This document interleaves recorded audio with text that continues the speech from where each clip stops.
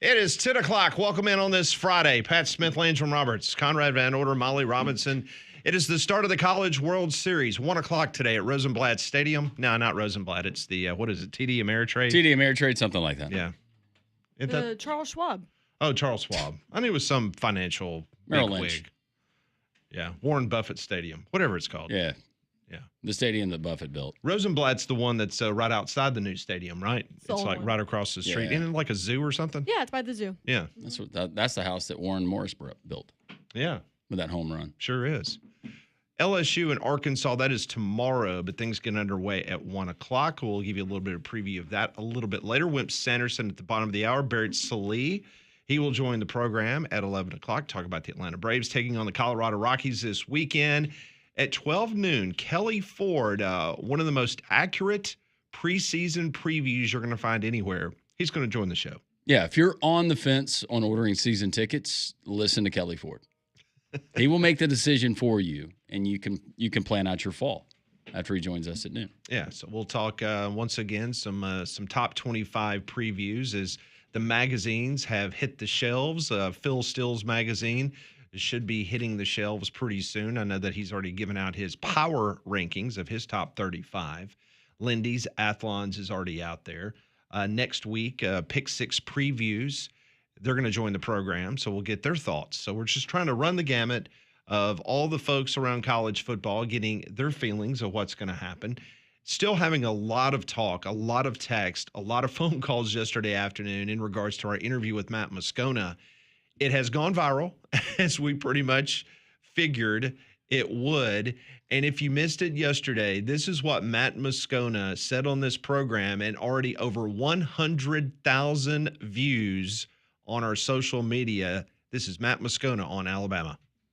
I mean, you want my opinion on Alabama? Yes, yes. My opinion on Alabama at this point. Yes. Come on. I was the one sitting there screaming from the mountaintops to anybody who wanted to listen that you don't lose the greatest coach of all time and half your roster and not miss a beat. I had Alabama losing 3 games in the regular season last year. Y'all laughed at me. I was crazy. Kalen DeBoer is great. He loses 3 games. You lose to a 500 Vanderbilt team. You lose twice as a 3-touchdown favorite. Like, it ain't going to get better with Ty Simpson or a freshman quarterback. So Bama will be 9-3, maybe 8-4. Just accept that's your new reality. I wore a smoker's jacket and lit a cigar in my studio after Tennessee beat Alabama. Oh, no. Oh, no, we watched it. It was great. Yeah, we watched the video. I know, you think I don't know? You think I don't know? Y'all watched it. Every Crimson wearing fool in that state watched everything I said last year. And it kills every one of them to know that I was dead on accurate about everything with Kalen DeBose. The Bama stuff is never about LSU. It's all about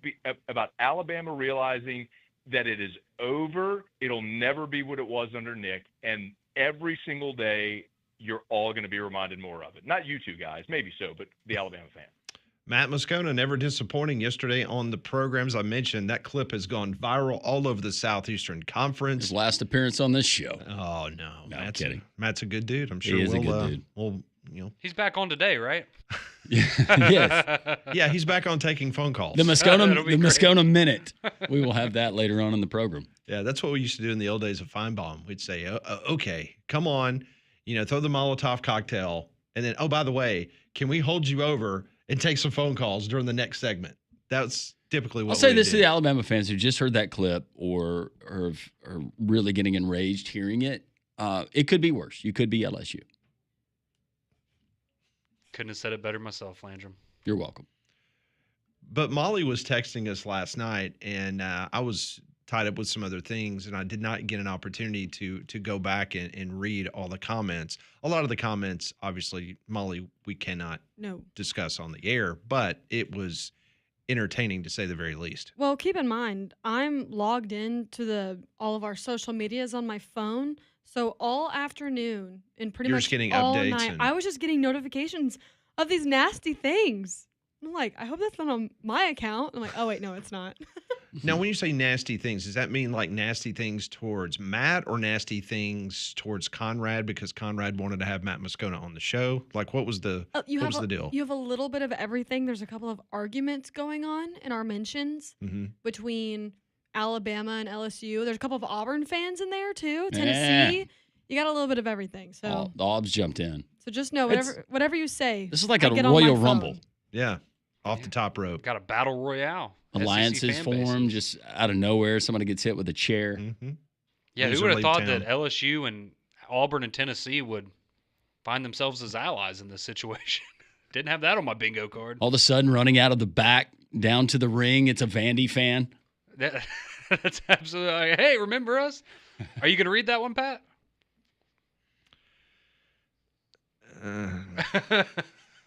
That's just a taste. Yeah. Let me see it, Molly. Something about a corn dog? It's about a foot fetish. Oh, well, they don't need to be talking about Landrum like that. That's good. Molly, will you hold it up so I can see it? Yeah, that's a good one. Oh, listen, the listeners are fantastic. Yeah, I mean, you the guys are great. responses. Thank you. Yeah, the things that we get on social media and the responses we get on the Courtesy GMC text line. I mean, it is gold. I mean, a lot of times, and he's not just kidding. Landrum, if he can't read them on the air, he screen grab on his phone, and that he's got his own little album in his phone of all the texts that we could not read on the air. Yeah. It's good stuff. One of many albums. Because when I'm talking to people away from work, they say, you guys get some, every now and then, some very creative, colorful callers. You know what? And I'm like, you have no idea. We have a text line. I'm like, what? Yeah, you do? Yeah. Here's just a sample of some of my favorite texts. And they'll read through and be like, wow. Unbelievable. Yeah. Well, the good thing for our listeners is, at least with this, you can just go on social media and you can see it all for yourself. It is all there. You can read every single one of them, Yeah, and if it's you'll not know one of exactly the- what we're talking about. If it's not on the Courtesy GMC text line, it's just go pull up the replies from the Matt Moscona clip from yesterday, and you will be Which highly there's about entertained. 100. They're all very entertaining. Yeah, you will enjoy that greatly. So we always appreciate Matt coming on the program, and that's his opinion. Whether you think it's right or wrong, whatever the case may be, that's the fun part of our sport and what we do for a living. Yeah. Nice, lively debate and conversation. And I'm sure we'll do it all again in Atlanta in about a month. Oh, Yes, yeah. we will. So, yep, good stuff indeed. Also today, it'll be round 2 of the U.S. Open. And yesterday, J.J. Spawn had a great day. He had no bogeys. And he's 66. I thought the course was supposed to eat people alive, right? Well, it did. It just wasn't those that probably was just going out there going, you know what, I got nothing to lose. Now we'll see if the pressure builds and see if day 2 will affect J.J. Spawn, because most players think the winner is still going to be above par. Bob McIntyre was thrilled with even par. Adam Scott said he thinks +4 is going to win the tournament. Big name struggled. Scotty Scheffler tied for 49th with a 73. Bryson DeChambeau, Rory McIlroy carded a 74. John Rahm, who we mentioned yesterday as one of the potential Las Vegas favorites, he is tied for 6th after shooting a 69. But the biggest impression for me came with Brooks Koepka. I mean, this is a guy that went 2 under par yesterday. And then, of course, Bruce Koepka. Watching Bruce Koepka do a press conference, I was for Bryson DeChambeau when those two were about to go, toe-to-toe, fisticuffs. And then Brooks Koepka, he has not changed one bit. Like, you just want to throw your shoe at the television when you watch press conferences with him. I like Bryson DeChambeau. Yeah. So we'll see how many of these guys. Koepka comes off as a little bit of, I don't know if I can say that, but yeah. He reminds me a lot of like Dustin Johnson. Just in the sense of, Good comparison. yeah, probably. Yeah. A little prickly. Yes. And there are some things that I think a lot of males would maybe envy him for. And then on the other side, there's a lot of things that you're like, I probably don't know if I'd want to hang out with that person in real life. 156 players teed off at the U.S. Open yesterday. 10 finished under par.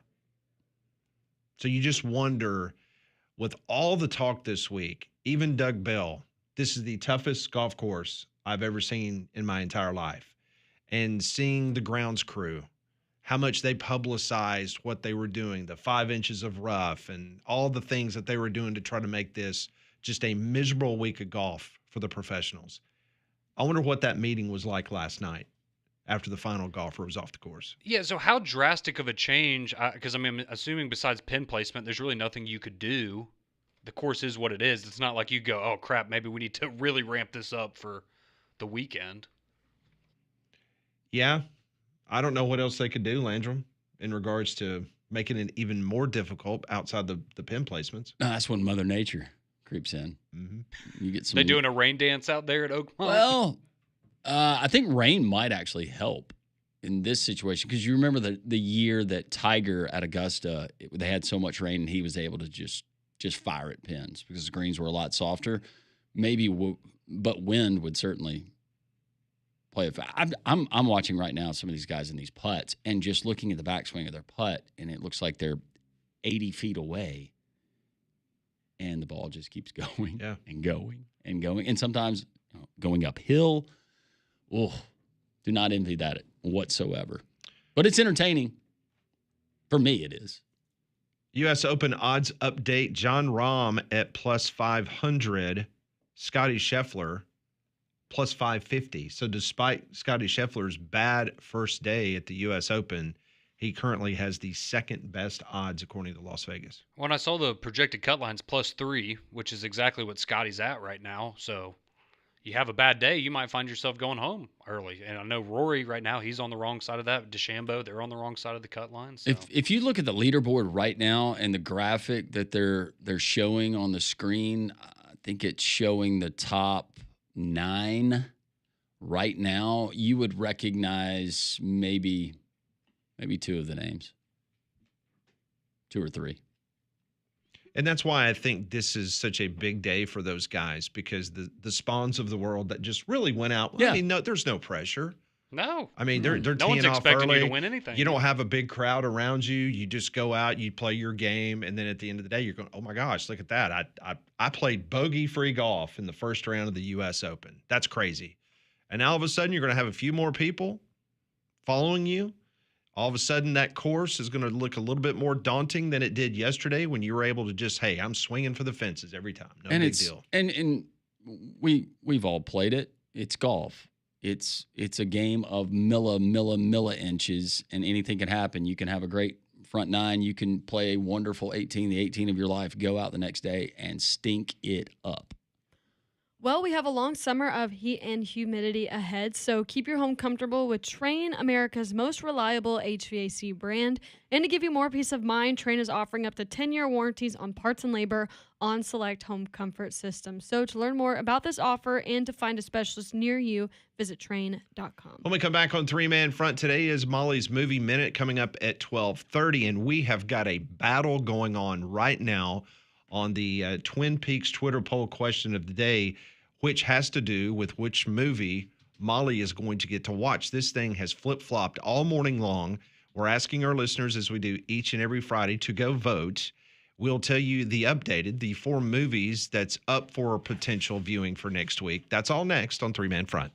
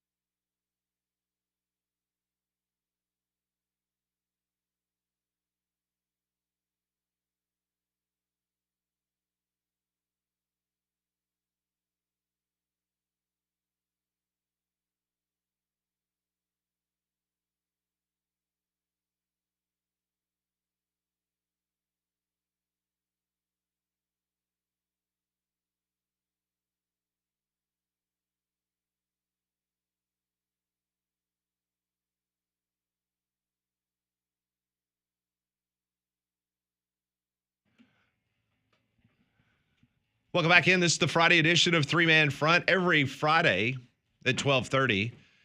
The week before, the listeners of Jox and, of course, our program here, Three Man Front, they go online and they vote the potential of 4 movies for Molly to see. Cannot be a horror movie. She's not a horror fan. No. And so this week, the 4 movies that you have an opportunity to go vote for to assign to Molly to watch next week: When Harry Met Sally, Cocktail, Casino Royale, and Frequency. And as of this moment, I don't know if I've seen 3 movies that have been this close. Now, we've had 2 movies, like last summer. I remember there was a couple of weeks that we had, like it was going to go down to the very last minute. Yeah, last week's was pretty close, if I remember correctly. Yeah. So right now, you've got Cocktail, the Tom Cruise movie, Cocktails and Dreams. around 34%. Coming in at number 2, just went ahead of Casino Royale, When Harry Met Sally, at 32%. And then Casino Royale, which is a 007 movie, comes in at 31%. And then Frequency has no chance. It's at 3%. So The 007 movies, I enjoy them, but they all run together for me. I think Casino Royale is the best, in my opinion. I know some people will like the older ones better, and those are good too. But I think, as far as definitely Daniel Craig goes in the modern James Bond movies, this one. You've had so many different Bonds. Mm-hmm. I get mixed up in the titles. If I start watching one, I'm like, yeah, this is the one. Yeah. But I can't recognize them a lot of times. I love James Bond movies. And we talked about this the other day with the passing of Brian Wilson from the Beach Boys, that the movie Cocktail, that was on the soundtrack. Yeah, the Beach Boys, yeah. And that was 1988, I believe, the movie. Yeah, I will I just think tell you're you, right. yeah, the quality of those 3 movies, When Harry Met Sally, Casino Royale, excellent movies. In my opinion, Cocktail, pretty bad movie. So we'll see how this pans out. You didn't like the love story? It's a beautiful love story. I did not enjoy that movie. Well, the listeners seem like they want me to watch it as of right now. So go vote at the Three Man Front Twitter site, and then we'll have that announcement at 12:30. Movie you're reviewing this week is Bull Durham, correct? Yes, Bull Durham. She's smiling, so I guess that means that she didn't turn it off midway through. Cocktail was filmed in Jamaica. Oh, was it? Ooh, What okay. year? Was it 88? It was released on video in 1989, but I think So I assume that would 88. be 88 Yeah. in theaters. I actually saw it in a theater. It is 88. Did you? I did. Took a date. I saw a Bond movie with my dad in a theater. I remember it was a theater in Florida, but I think it was called Never Say Never Again. That sounds Yeah. about right. That's one. Yeah. You know what? I think now that you mentioned that, I don't think I've ever seen a James Bond movie at the theater. Really? Yeah, it's always been on VHS or DVD. Did you see I Jaws? haven't Did either. you see Jaws at the theater? No. I did. I saw Jaws at the theater with the 3D glasses. That Yeah. was a big deal back then. That's one I wish they would put back in. Like, I would love to see that in a theater. Wait, Yeah. are you talking about Jaws 3, which was in 3D? It was one where it was the first time I think I'd ever worn the 3D glasses. That would have been Jaws 3. 'Cause Yeah. isn't that the one where they blow up the tank or whatever? Yes, and yes, Albert yes. It dies? was. Yeah, it was not the. The first one, the shark dies because of the explosion. Oh, of that's the right. air Yeah, tanks. yeah. And 2, it's electrocuted. Smile, you. I'm trying to remember the third Yeah, one. Yeah. that one. Yeah. The third one was the one that supposedly a relative of the shark that had been destroyed came down from Cape Cod That's to right. the To Caribbean. avenge its cousin's Yeah, death. that's right. That's right. That was tracking the one. Yeah, Well, it's fascinating though. You see how Spielberg he would write the movie. He would actually write the script daily, and they had so many production problems because of the shark. Really? and if I'm not mistaken, could be wrong, but I think Jaws 2, most of it was filmed in Destin. Interesting. I didn't know that. Because the movie, it takes place in, is it Massachusetts? Where is Yeah, it? it's Martha's Vineyard. Yeah, yeah. Okay. Okay, that's what I thought. I've been on the ride at Universal. Yeah, they got rid of the one in Florida. Yeah. Yeah, you're right. It was formed, and then It was yeah. filmed in Destin, right? Yep. Yeah, part of it was in Martha's Vineyard, and the other part was in Destin. Yep. Sure was. That's cool. Mm-hmm. Was it Amity? Was that the name of the town? Yes. Yeah. Yep. Great movie. You've seen Jaws, right? Yes. Yeah. I've only seen the first one though. Yeah. You I don't. thought the second one was good. I very vague. I kind of attach that to like Jurassic Park, where the second and third ones they were okay, but Are you really looking for a plot in one of those movies? no, you're not. No. You're not. It was way ahead of its time, though. I mean, when Oh, it scared the heck out of me as a kid. I didn't want to go to the beach for like 2 years. It hurt some economies. made people well aware of what was going on in the ocean. Yep. That you never thought about before. Mm-hmm. Could be a good tie to the worst thing I've seen later in the show. Never know. Oh, nice tease. So we mentioned the College World Series is going to get started today at 1 o'clock. It'll be Coastal Carolina. They'll be taking on Arizona in the first game. The nightcap is going to be Oregon State taking on Louisville. I was just taking a look at some of the matchups, this weekend. And, during the SEC baseball season, the SEC is so competitive. And I really just did not give Arkansas as much credit as I personally should have in regards to their potential of winning the national championship. Obviously, they had a really good year during the regular season, but they lead every single team in the College World Series in batting average at 313. 313. I know it's aluminum bats, but leads all teams there in Omaha. They average 2 home runs a game, which is more than double the second best team in Omaha. Not to mention the fact that they're the number 1 team in fielding in all of college baseball. That'll play in Omaha. Oh, and by the way, they have the 3rd best ERA. So when you look at the Arkansas Razorbacks being the plus 175 favorite to win the national championship, there's a couple of reasons why. Yeah. And then the team they're playing tomorrow, which is LSU, offensively speaking, they're middle of the pack, but pitching, they're number 2. They've got a better ERA than Arkansas. So this is going to be a really good matchup coming tomorrow. But a lot of unfortunately. familiarity, and Omaha's just different. A lot of pressure on Arkansas. And like Matt Moscona brought up yesterday when he wasn't slamming Alabama football, is that the 3-game series that they had during the regular season, LSU took 2 out of 3 from Arkansas, but that was played down in Baton Rouge. I don't know if the bracket, because I don't have it right here in front of me. My pick was Coastal playing LSU for the final series. But what if LSU and their head coach, Jay Johnson, faces his former team in Arizona? Mm-hmm. And by the way, Some cool storylines. of all the teams in there, basically from a statistical point of view, if you start lining up every single different category, Arizona is absolutely the worst of the 8. From a statistical point of view. Matter of fact, Murray State is very good, statistically speaking. I mean, they're like 3, 4, 5, depending on what category you're looking at, of the 8 teams in Omaha. So for those that might think, this team kind of lucked its way into Omaha, statistically speaking, they've got the numbers to back it up. Now, how will they perform on this type of stage? We'll have to wait and see. Well, the fact that Arizona has already defied the odds. They've already defied the statistics. You get beat 18-2 on the road in Chapel Hill in game 1, and you come back to win both games. You're defying it right there, because it was 81% of the time? It was around 81%. You win game 1 of your super regional, you're going to the College World Series. So, Molly, based on the Jell-O Shot Challenge and the leaderboard, what school looks like they have yet to show up in Omaha? That would be UCLA. They have 39. I will 39. Shocker. They had 4 last night. say the last update was 12 hours ago. That might have been just So one guy. last night. It could have been. The one fan. Yeah. So yeah, UCLA has 39, Arizona has 55, Oregon State has 69. So the West Coast Nice. school, nice. Not doing so hot.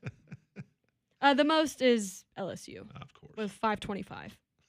How's Murray State doing? Because I know when they put out the first update, Murray State was actually in the lead, but it was, by like 10 Jell-O shots. So they're actually in second with 385. Murray State is? Yeah. Strong showing. I know, I love it.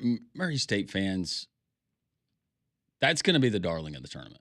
Oh, absolutely. Well, they may not be there for a long time, but they're there for a good time Yeah. nonetheless. Yeah. It looks like Louisville's in third with 298. Coastal Carolina's in fourth with 277. Arkansas is in fifth with 235.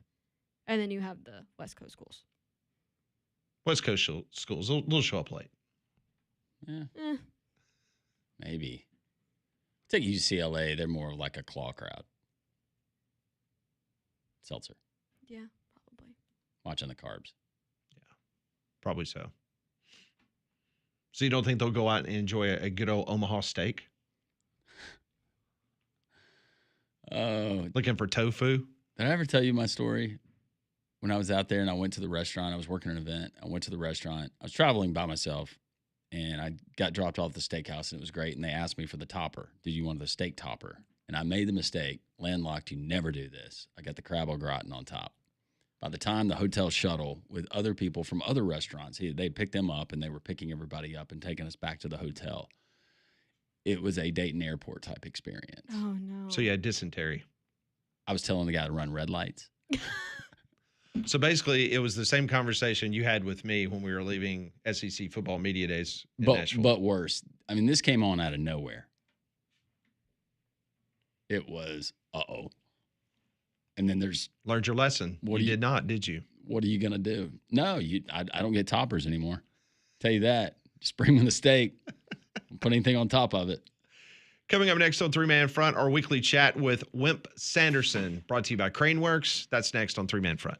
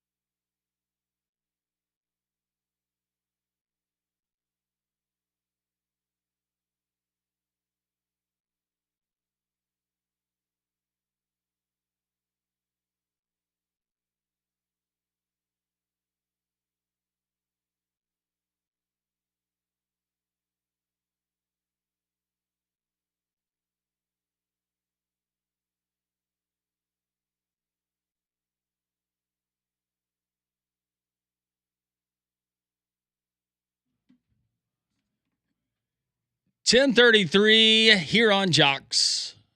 Three-man front. So glad you're with us. Landry and Pat, Conrad, and Molly.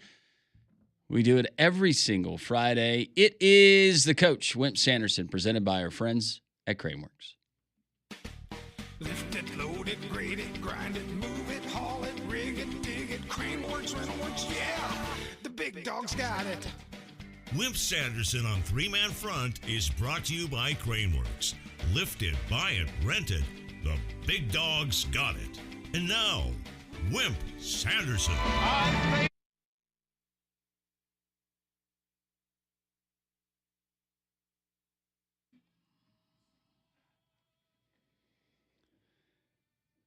And here's the coach, Wimp Sanderson, on the Higginbotham Hotline. Coach, how are you? Have you ever played Oakmont? I never have, and I don't guess I ever will. It's too difficult for me.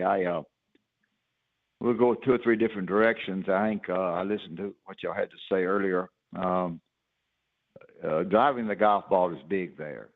I know distance is important, but being golf is distance and direction. Those are 2 factors in good golf. And the direction there is very, very important. You don't need to be able to have a buried second shot into a green, whether it be par 4s or even a hard second shot on par 5. So distance and direction is a factor there, and I think distance is important. And no doubt about that. They make it very difficult for you, but also direction is important. The biggest problem that you have is getting into a very, very, very deep rough around the green on your second shots. It's very difficult. Some people carry all of them carry a 60-degree wedge, but they go all the way to 64, something is way up. So it should be very interesting. Some people like this because they think the difficulty, it makes it fun. There's some people that don't care for it because they'd like to see a lot of birdies. I would be surprised if anybody under par won it. I think they'd probably be over par a little bit. I could be dead wrong, but it should be these guys who have messed with their driver some and had them fixed and so forth. Pat McElroy, them, they're not going to win it. If you can't drive it and drive it right, then you're not going to win.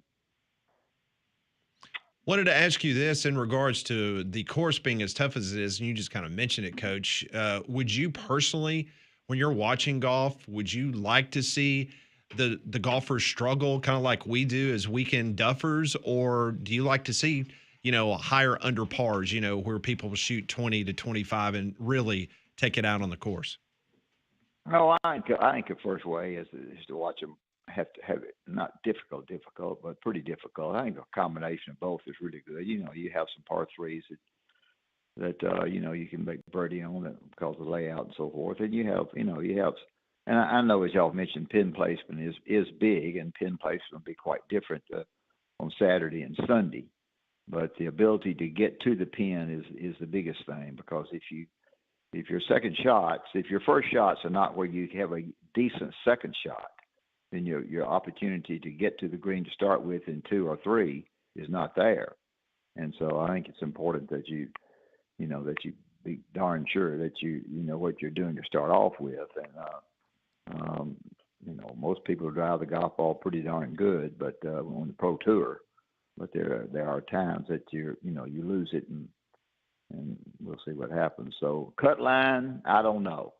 I said a minute ago, over maybe even par, open par a little bit might win it. Cut line, I have no idea. Cut line would probably be +5, +6, that big. That's maybe. Crazy. Coach, was Augusta National the toughest course you ever played? Yeah, I guess so, because the greens. If you could think about driving or putting a marble across a glass top, mm-hmm. and see that marble roll, that's the kind of speed that you have at Augusta. I think it's a great example of that. And if you're, and there's some great putters, and there's some that are just average, but a lot of good putters have won it. The difference in Augusta is there's not much rough. Not much rough at all. They can, and the pin placement there is very, very critical at times. Of course, it is everywhere, but I would say probably Augusta. But I only got to play. Bobby Knight and I played it, and he was mad when we got there, mad when we left.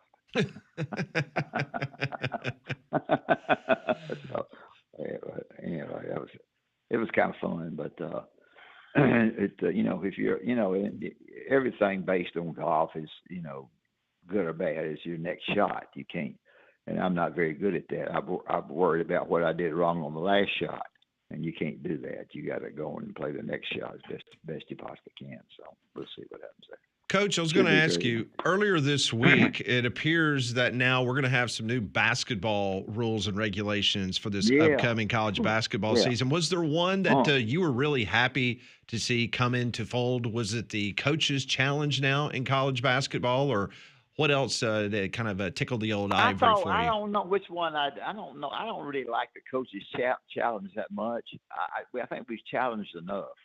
Have y'all had thoughts on that yourselves? I hadn't got to hear it every time I've been moving this week. I don't know about the challenge. I can't stand how many times they stop the game to review stuff. That's the same thing with me. And now each one has one. Is that not correct? Yes. Yes.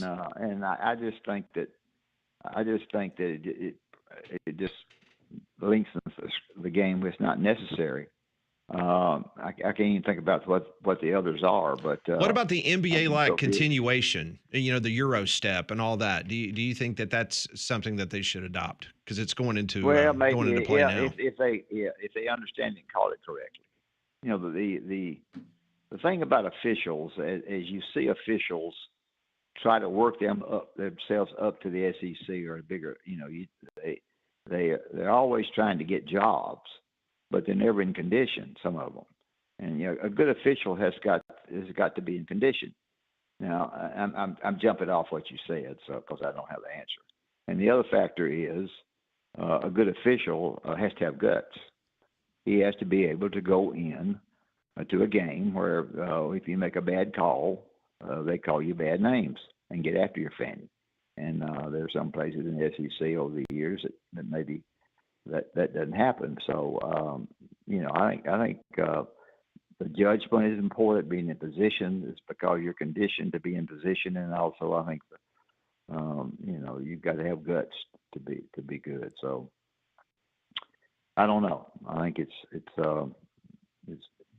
really hard to know exactly what are the best rules to change, best rule changes, because and I apologize to you. I haven't studied them as much as I should have. I've been trying to go from one place to another. Let me give you a suggestion: don't ever move. It drive you crazy. Yes. So that's what I've been trying to do. As far as me jumping into other things, when and I want you to correct me too when I say something. I just felt like that the lady who was the judge maybe did okay on some things, but did we ever really get any clarification on transfer portal? No, sir. No, sir. And that's one of the problems I thought that we had with college basketball is the transfer portal is just very, very difficult if you're still coaching to really do a good job. You buy players out from under if you're below the final four, the best four leagues. The transfer portal to me was something that I didn't think that we really showed much interest in that, and I thought it was big. Tell our listeners what you two think about that. Well, I agree 100%, Coach, and I think the reason why I think they were wanting to get the settlement done, which was done last Friday, and now they want that College Sports Commission that's basically going to take the place of the NCAA. I agree with that. And I think they're wanting that organization to go ahead and lay the rules out in which there would only be one transfer portal. That, and again, that's an assumption on my behalf, but I think that's what they're trying to do, not put the cart before the horse. Man, have you got anything on that before I say something? No, go ahead. According to the rules, if you're trying to do something with the group of guys that are going to be the new czars, they give you another opportunity to correct that. And so now you got to go through that correction. And then if you correct it and they don't like that either, then you go back a third time for a panel to talk about that. Well, can you imagine? I know the guys making about. I know they're making good money. Can you imagine the number of people that, a number of players and their agents and everybody in the world trying to do something on a daily or weekly basis, trying to get something that maybe is a borderline thing? Does that not drive you crazy? I think the panel is great and they got somebody in charge, but to give them 2 and 3 chances to do what they want to do is a little bit long, I thought. No, a little bit. Yeah, I think yes. Yeah, totally agree with that. No, it seems like it'd be frustrating and maybe streamlining that, or I'm just wondering. It's going to be hard. Yeah, go ahead. No, I'm just wondering on this commission and how this is going to work. Are they going to be aggressive with penalties and investigations, or is this more of just window dressing and saying, "Hey, we got this. We don't need the NCAA"? Well, I don't know. The NCAA has said that it saves them. They are still in operation because of what, and I guess the lady did a good job. And I don't know that there's. I don't know. With all the sports, I don't know. I don't think it's going to be much of a fuss on limits, on numbers. 15 in basketball. I forget how many in women's basketball. I don't think it's going to be too much argument about the totals. I don't think so. Football's got plenty. Can't play with 11 at a time. Last time I looked. That's right. And, so it's quite a bit. So I don't know. I guess switching over to college baseball, the team that beat Auburn was hitting 290 when they came to town with their batting average, but they hit the long ball against Auburn, and it was a disappointing deal there because the long ball hurt Auburn some, and maybe there might have been a chance on one occasion. And I'm not coaching anybody, okay? There might have been one. I ain't coaching, so I had a hard enough time coaching. There might have been a time when you could have bunted the second from first to second to third. That really would have paid off for you. Is that second guessing? Yes, it is. But there was the time in one of those games that maybe that might have been a good thought. Yeah. I'm sure I'm dead wrong. No, you're not the only one that was. My phone was really? blowing up as it was happening. Yes, from Auburn fans. Okay, I didn't know. I kind of thought that way, but I wasn't. I thought, well, maybe I'm talking out, talking wrong. But I had when I was in high school, I coached baseball. I had to, and I had to coach a freshman baseball team at Alabama for a year. Y'all were good. Yeah. I looked it up. Yeah, we were good. All right. He's the coach, Wimp Sanderson. Coach, we always love these visits, hanging out with you and all of your wisdom, but we also appreciate our friends at Craneworks for making it possible. Well, Craneworks is the best. David and them do a terrific job, and Craneworks will build it or tear it down or do whatever you wish for them to do. They'll bring an operator along with them. They'll know what to do, how long to do it, whether it be in Mobile or Birmingham or Huntsville, wherever the big cities are in Birmingham that they're dealing with Craneworks. And I appreciate David and them having me on. Appreciate you guys putting up with me every week, and I will talk to you next week. It's our pleasure, Coach. Thank you. Have a great weekend. Thank you. All right. Thank you.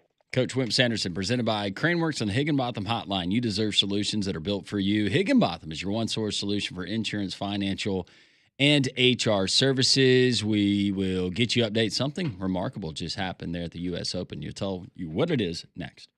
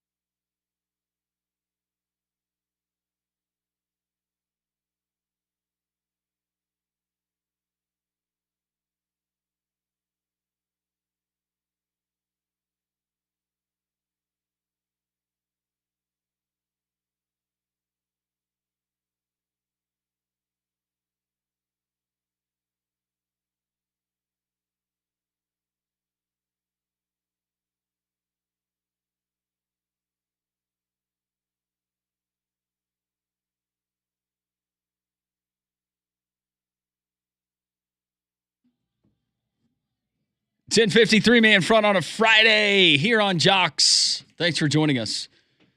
U.S. Open in progress right now. It had only happened 53 times in this tournament's great history before it happened just moments ago.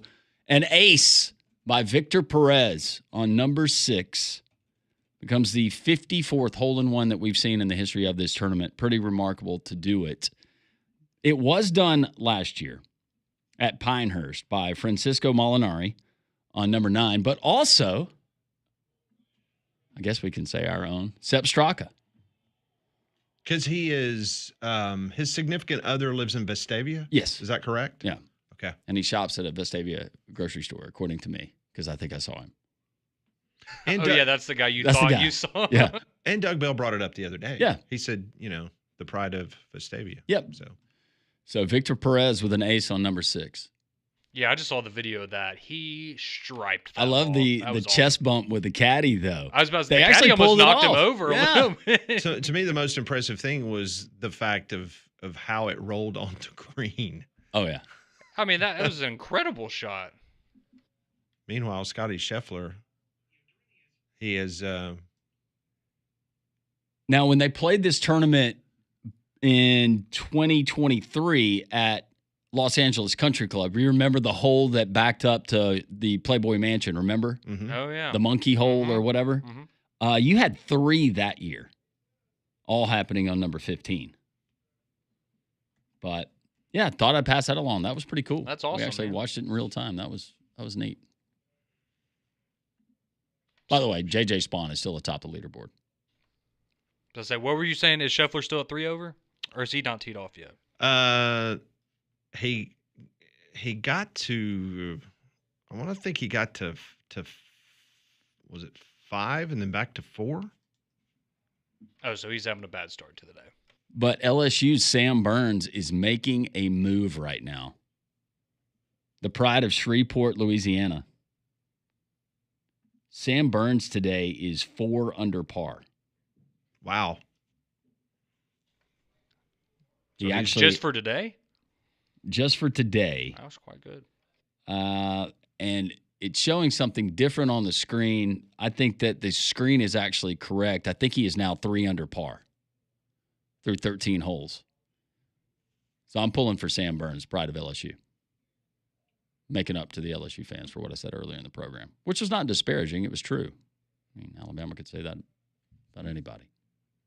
If you missed it, you can find it there at joxfm.com and 3 Man Front podcast. Yeah, Scotty Scheffler, he is, as of this moment, he just went to +4. The projected cut is +4. Before he birdied this last hole, he was projected not to make the cut. He's going to lose all those sponsors. He just needs to get arrested again, get his mind right, and then send him back out on the course. Wouldn't that be something? There's if he doesn't Pittsburgh make the PD when you cut? need them. Yeah. That would be wild, though, to go from, with just how incredibly good he has been for I the mean, last Phil couple of Mickelson years. is scheduled to make the cut, but not Scotty Scheffler. That's wild. I mean, I know if we're Rory, well, I guess if it's moved to +4, they're in right now, but there's a lot of big names that if they have a bad day today, Hey, they're going man. to be going home. Yeah, of course, might not fit his eye. Maybe he's dealing with something else. It's golf. Even the best, even the greatest, they struggle at times. Well, and like we talked about yesterday, that that's rough. why sometimes it's nice to, see a tournament like this because it makes you feel a little bit better about your own abilities. As wide as that guy, his shoes are, standing in the rough, you can't see his shoes. You can't see his ankles. That's Koepka, is it not? I think that's Burns. Is it Koepka? No, that is Koepka.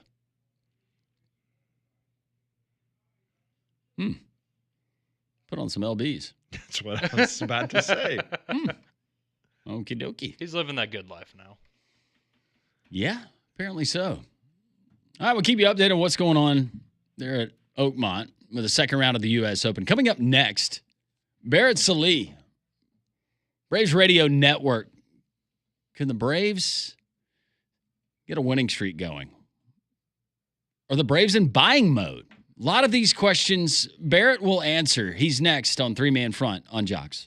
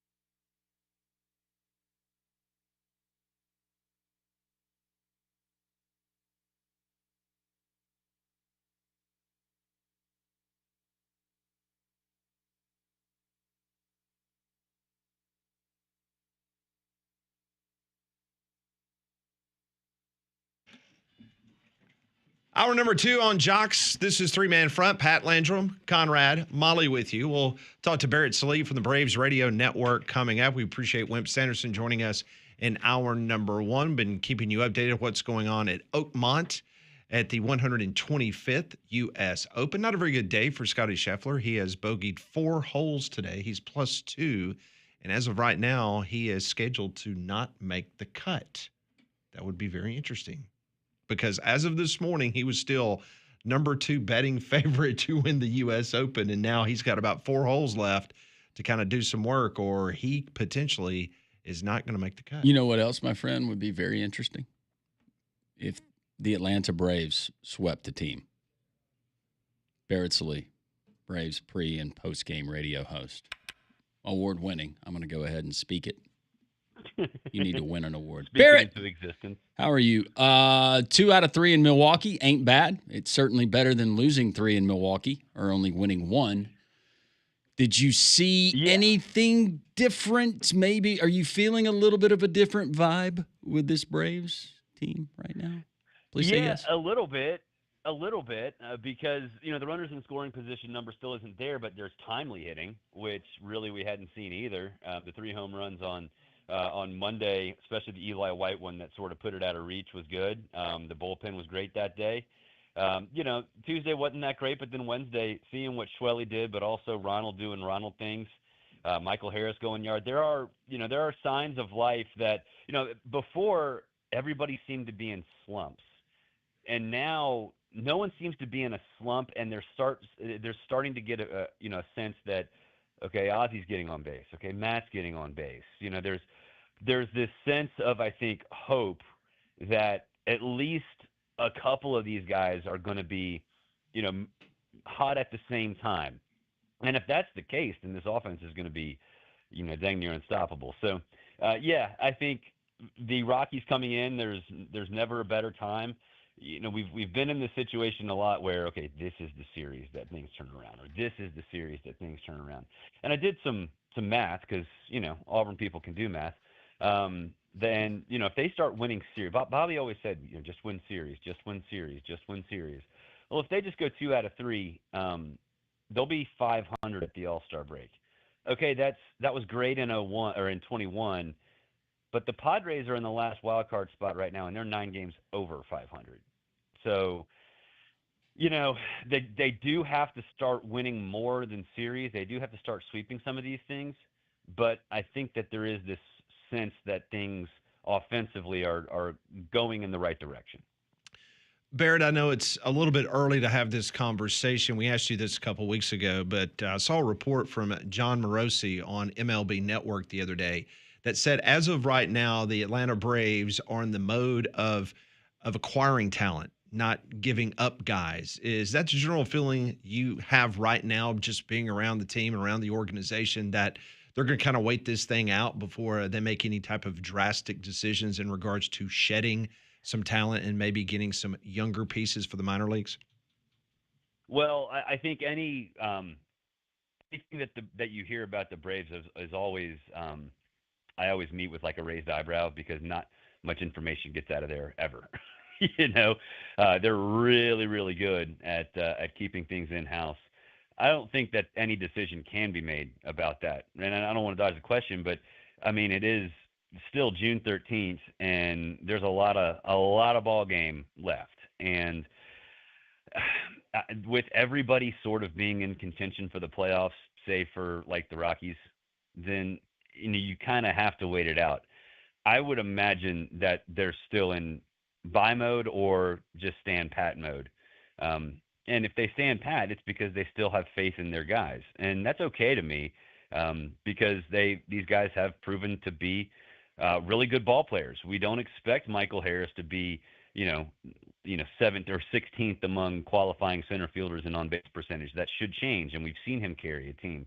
We've seen Matt and Austin get hot and carry teams. So I would imagine, unless something drastic happens, they're not going to be in sell mode. I just don't see how that could possibly happen. So if they are, Barrett, in buy mode, I would think relief pitching would be a group that they would target. I don't know what they would have to potentially give up for what they'd be getting, but Do you agree? Relief pitching is maybe where they would try to acquire some guys, if not there, or where else would they where would they try to go? Well, that's the problem with relief pitching, is that everybody wants it. As frustrated as we are, as and we've talked about it, Landrum. You have said the relief pitching has been really frustrating. The thing is, it's basically middle of the road in the league. Yeah. Right. Everybody wants relief pitching. So it depends on what the Braves can offer, and I think that it would have to be a situation, and it wouldn't surprise me if they kind of look at it like this.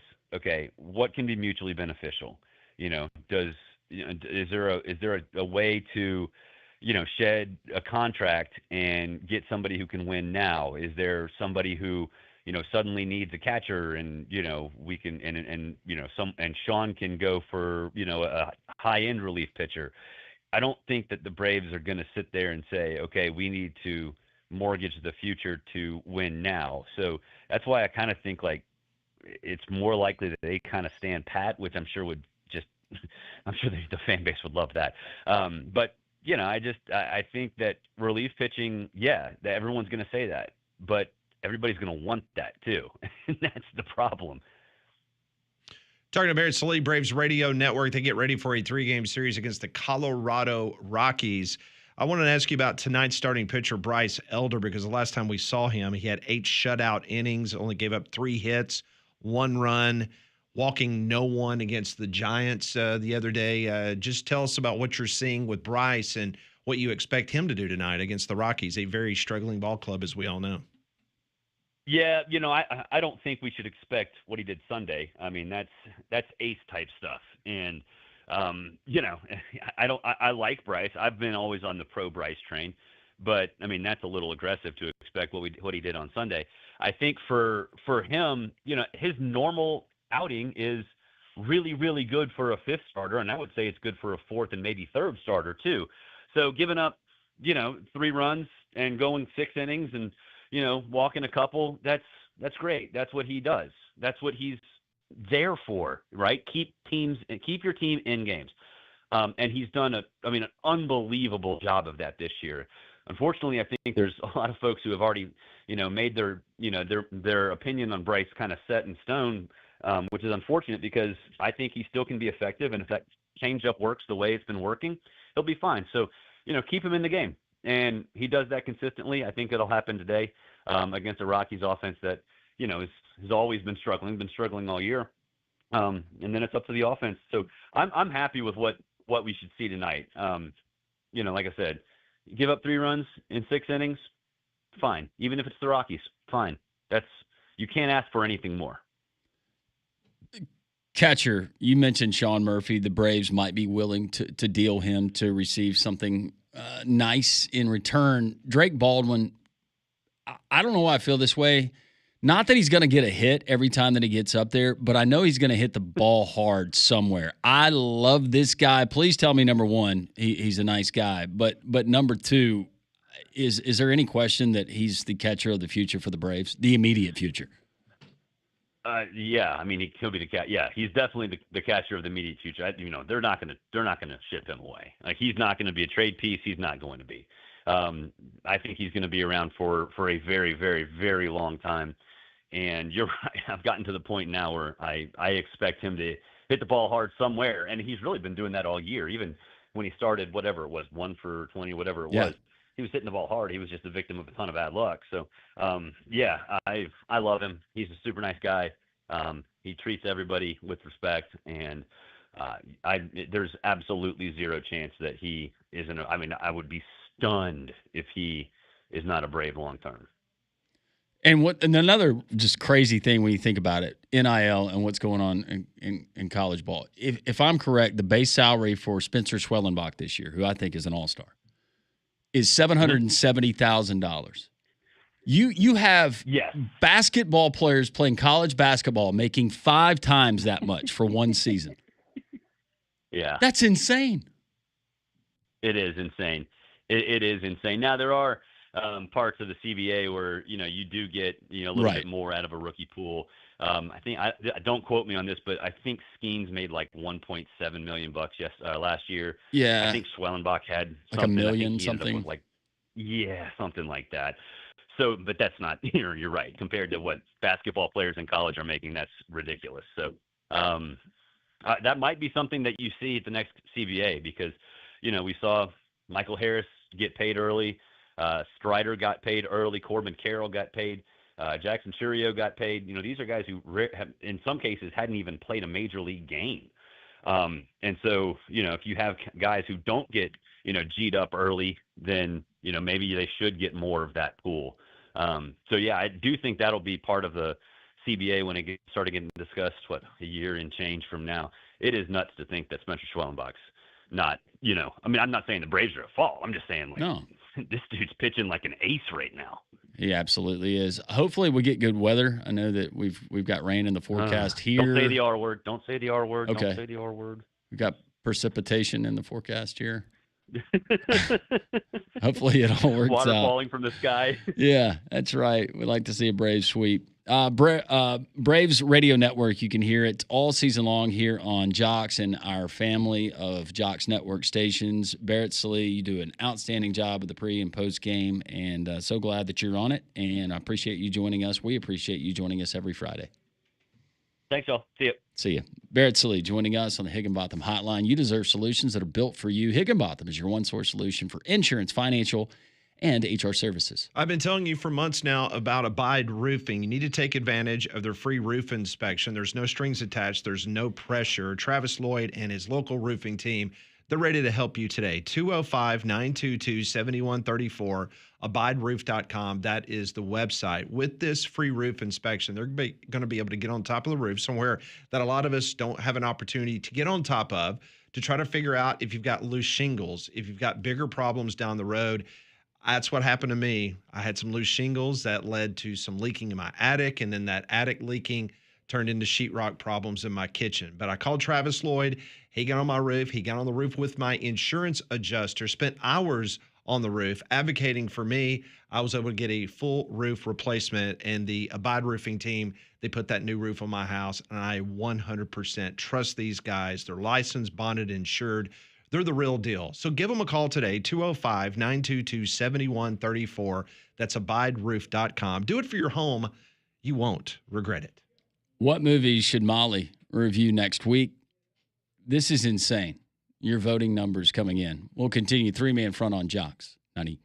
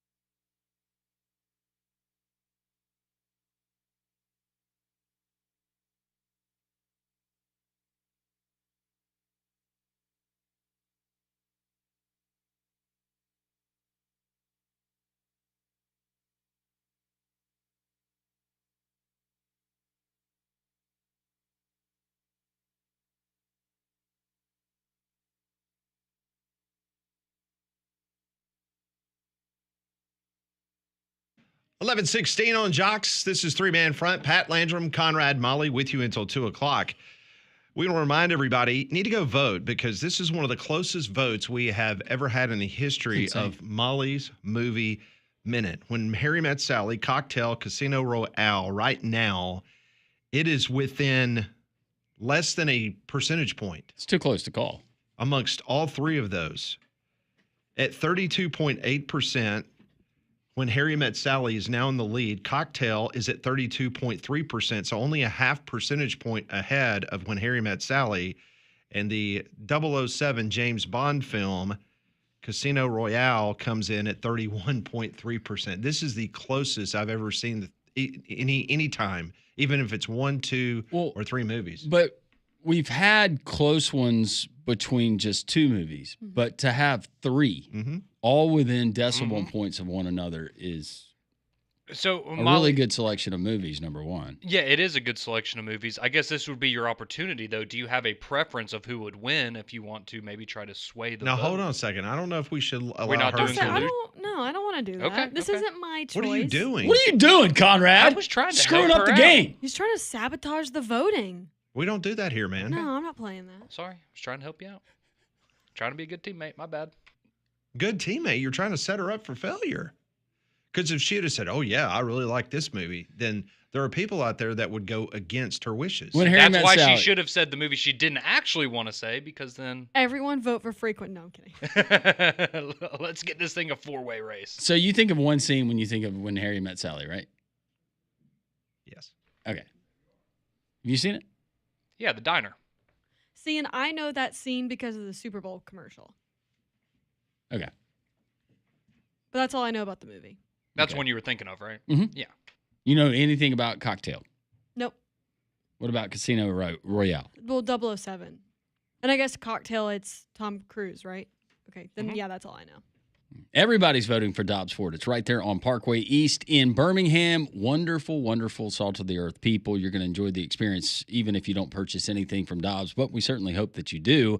You're going to get top dollar for your trade if you're interested in that, and you're going to get the best price you're going to find anywhere. They'll meet or beat any competitor's price. Alabama's largest showroom selection, and right now you're going to get Ford employee pricing. What does that mean? That means on select makes and models, you're going to pay what the Ford employees pay and 90 days until your first payment. Dobbs Ford, DobbsFordBirmingham.com. Go see and feel the difference. Check out the great selection of F-150s, Mustangs, Broncos, Expeditions, like my little sister bought just a few weeks ago. Dobbs Ford, you'll thank me for it, and make sure you tell them Landrum from Jox 94.5 sent you. So a really bizarre story that has captivated a lot of us in the college football world, and many of you may have seen it as well. Former University of Tennessee wide receiver Grant Ferking, he was an employee of On3 Sports until recently.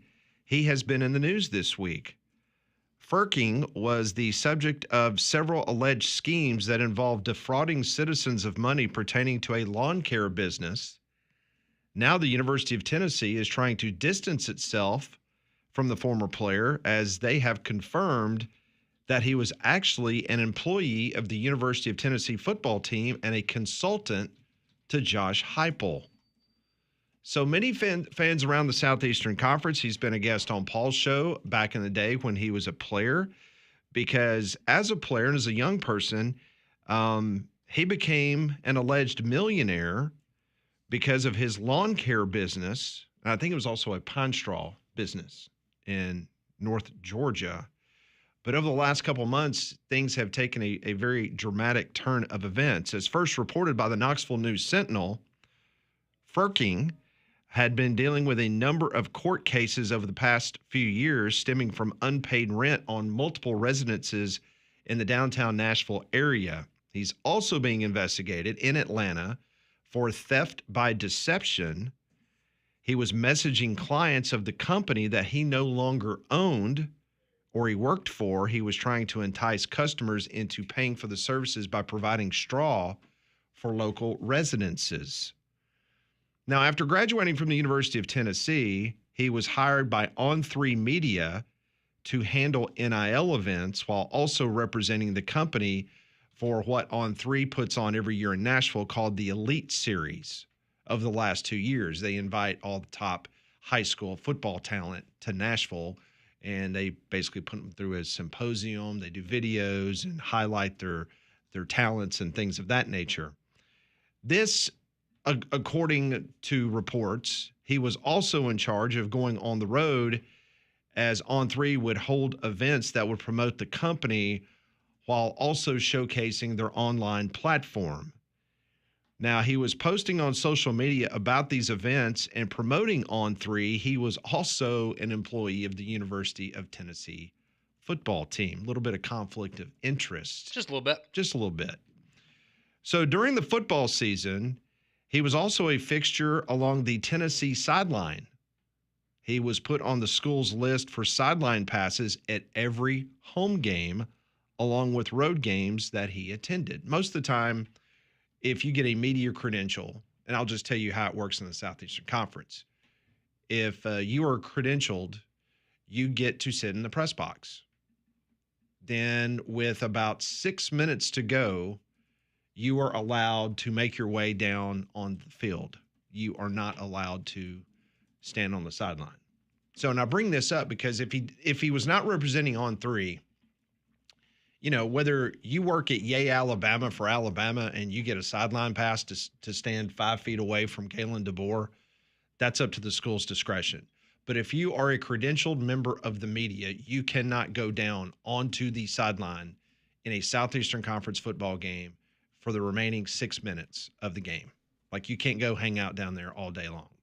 So there's the other conflict there. So he was on the sideline the entire season. I don't know why On3 did not notice that from the get-go. And that was my main takeaway from all of that is, you know, Shannon Terry, the CEO, you know, he went on Twitter and made his statements and essentially, you know, framed it as, hey, this guy lied to us. We did our due diligence to make sure there wasn't any sort of conflict of interest, but there was, and he lied about it. And, you know, that's my thing, Pat, is how did you not know that one of your employees was on the Tennessee sideline for the majority of their football games last year? That's bizarre to me. Yeah, that's my point as well. Our good friend of the program, Trey Wallace, he did some digging and he was able to obtain the working agreement between the University of Tennessee and Firking.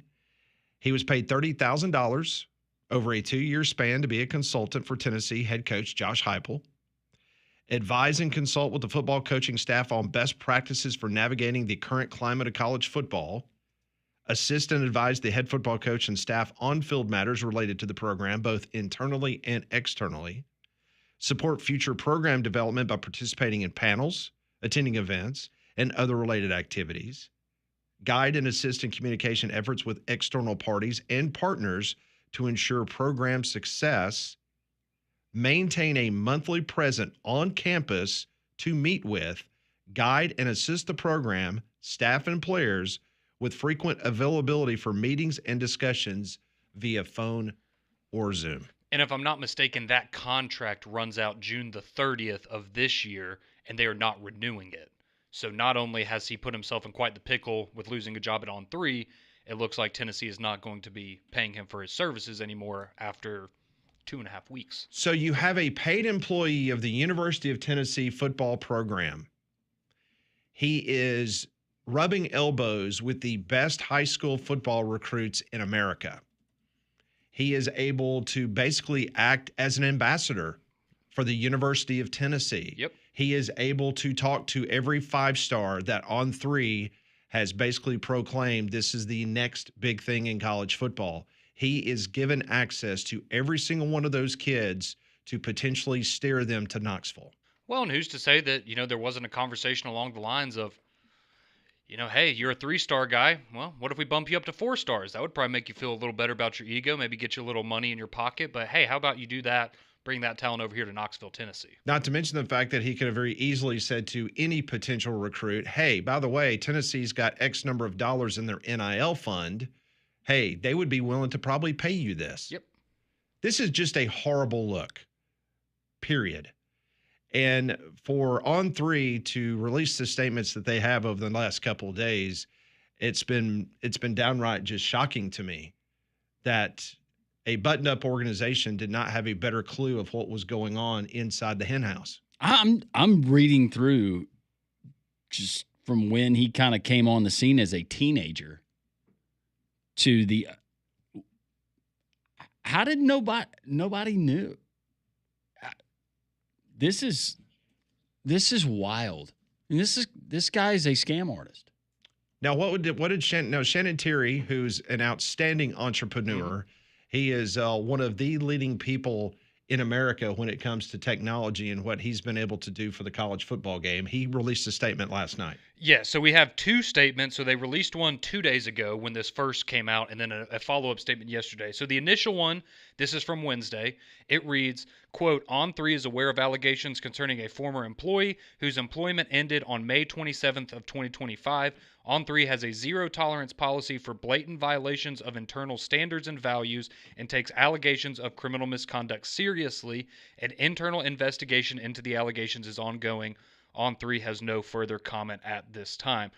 And so that was the end of the first quote. Then yesterday, the Knoxville News put out a kind of a full story on this, and he responded to that on Twitter with this statement, quote, On3 had no knowledge of this relationship. Grant was explicitly instructed not to engage either directly or indirectly with the University of Tennessee or its associated collective. On multiple occasions during his employment, he was asked to confirm compliance with this directive and repeatedly denied any involvement. These representations were false. He lied to us. End quote. I'm reading through this and say it portrays him as a scam artist and that he has been at it for a long, long time. From the straw company to he's been evicted multiple times this year, apparently. Ran up bills at swanky places to live, hit people up for this. Some of his former teammates, correct? Yeah. This guy is obviously intelligent. He's got some intelligence. Let's give him a little bit of credit. Mm-hmm. But he sure did work awful hard at being a thief, according to what I'm reading here, as opposed to doing something legitimate. But man, Connor Stallings is probably sitting at home. Why didn't think about working for On3? Imagine everything I could have done. I can tell you, if this would have taken place 5 years ago, that the NCAA would already have opened up an investigation into the University of Tennessee football program. Would we be talking about a postseason ban, a loss of scholarships easily? Loss of scholarships? Mm-hmm. No doubt. Because this has all the makings. First off, he's a Tennessee graduate, so he can be classified as a booster. Alabama got slapped by the NCAA. By their terminology of what classifies as a booster, I mean, this is a home run. Back in the old days, this would literally put Tennessee football in the crosshairs, big time. But because there is no NCAA, at least there's really not one. There is on paper, but there's nothing with teeth. There's nobody that's going to come after them or anybody else. But yeah, I mean, for this guy to have access for 2 years and to be in charge of this elite event in Nashville. And not that, I guess it worked in their favor, but I would just be curious. Did Josh Heupel or the members of the staff, were they aware that he was also working for On? Because I just find it hard to believe. Again, we see people all the time with double lives and things like that, but I just find it hard to believe that you wouldn't know what this guy was doing with the majority of his time, whether you're On3 or the University of Tennessee and you're employing this guy. Well, from the straw company, which has disassociated themselves from him, but this goes back to several years saying that he never followed through with things that were paid for, never gave refunds as they were promised. And some of the reviews back in 2024 called or labeled him, quote, the most unscrupulous liar. And this is coming from the Knoxville News Sentinel that did this story. Correct. Yeah, he screams he's a pathological liar, and that's just who he is. He was named the 2016 Baylor Youth Entrepreneur of the Year. There you go. In a 2018 profile with The Athletic, he said integrity and customer communication were the bedrock principles of his business. Quote, we keep true to our word. We're honest. We treat people right and grounded. Until we get caught. Until we get caught. Yeah. And everybody catches on to us.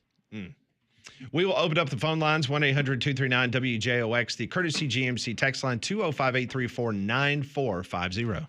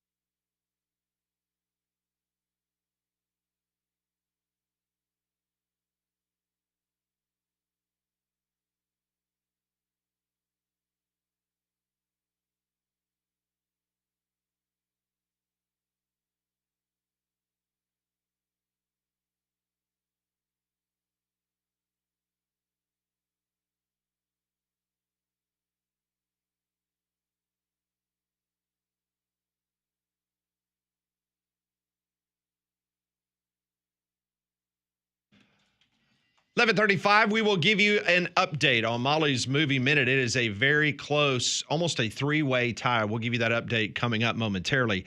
Looking for a pontoon boat this summer? Poorhouse Branch Marina at Smith Lake is the only dealer on the lake to have Avalon pontoons. Avalon pontoons are known for luxury, comfort, and performance, and pair it with the most fuel-efficient engine on the water from Honda Marine. Poorhouse Branch Marina at Smith Lake also has Tahoe pontoons, ready for family fun. Go today. You can go by and see them at Poorhouse Branch Marina or visit their website, which is poorhousebranchmarina.com, and get that pontoon boat with their in-house financing. Once again, that's poorhousebranchmarina.com. As Pat mentioned, what movies should Molly Robinson watch and review for next week? The voting, maybe a little bit of separation is what we're seeing now. When Harry Met Sally at 32.9%, Cocktail at 31.5%, Casino Royale at 31.1%. Wow. I love it. So in within like 10 minutes. 1.4% separation from When Harry Met Sally to Cocktail. And then behind Cocktail, you have 0.4%. It almost went up 1% for When Harry Met Sally since we talked about it last. Yep. So it seems like the audience would like Molly to witness the. It's a wonderful film. It's a great movie. Cute couple. Mm-hmm. I'm excited. Well, Like I said, all I it's know not from over. it is the Super Bowl commercial, if that's the one that wins. It's not over yet, Molly. I It's not know. over yet. A lot of voting left. Quit trying to skew the voting. I promise. Sounds I'm like you not. really don't want to watch Cocktail. Where's my Elizabeth Shue fans? I'll watch any of them. Where's my Tom Cruise fans? It's just pulling opposite. How about you watch Frequency next week? Yeah, 4.6. Where's the Daniel Craig fans? Yeah. I guess they don't like the new school James Bond.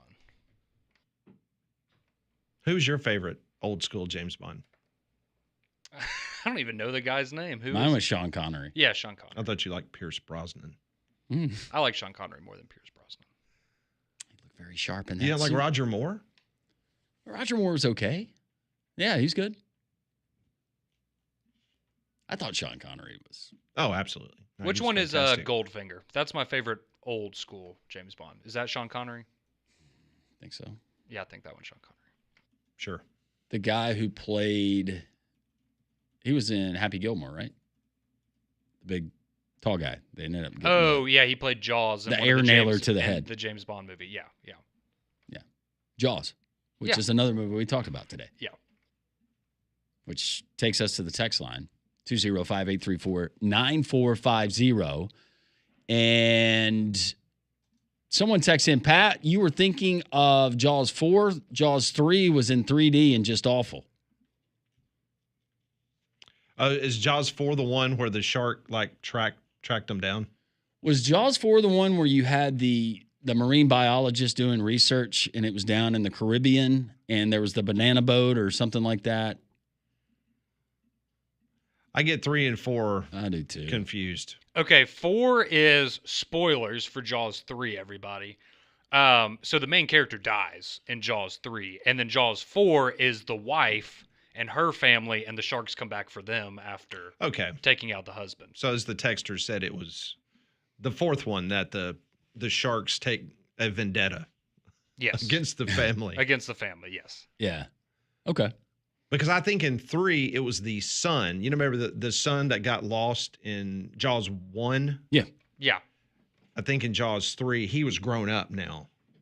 And I think he was in the Caribbean. or Okay, something. Jaws 3 is where I guess it was like SeaWorld almost, and the shark got into whatever their take on SeaWorld When they're going was. through the tunnel. Yeah, that's what Jaws 3 is. And they were attacking the skiers, the show skiers Yeah.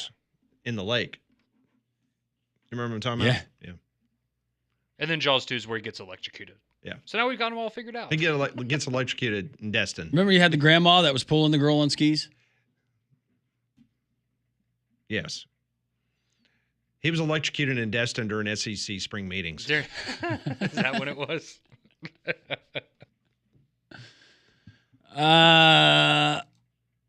Lewis says, what was the guy's name? Ferkling? It's Frerking. Yeah, no Yeah. L. Yeah, he just follows that with Tennessee players. Okay. Understood. Thank you, Lewis. Yeah, that was good.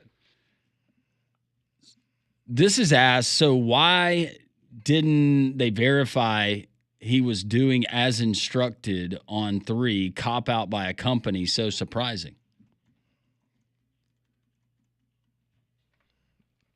Again, maybe you're just giving him the benefit of the doubt that if he's telling you something that he's being honest about it, but Smokey from Jasper is asking, was Grant Ferkling the source in the Nico situation? Makes you wonder. You just wonder if he had a conversation with Nico. Hey, Nico, That's a good point. I think I think you should go higher. hey, here's Dan Lanning's cell phone number. Give him a call. Steven says Jaws 4 was in the Caribbean. Thank you, Steven. We appreciate you, man. And there's a vote. Molly needs to watch Sleepless in Seattle. Ooh, that's another good one. That's another one I've been wanting to watch. Have you seen You've Got Mail?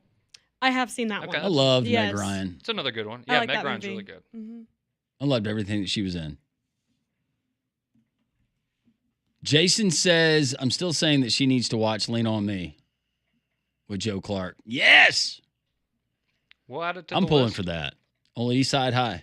I think she needs to watch Stand By Me in the pie eating contest. Yeah, for sure. Are we doing the chip today? This one.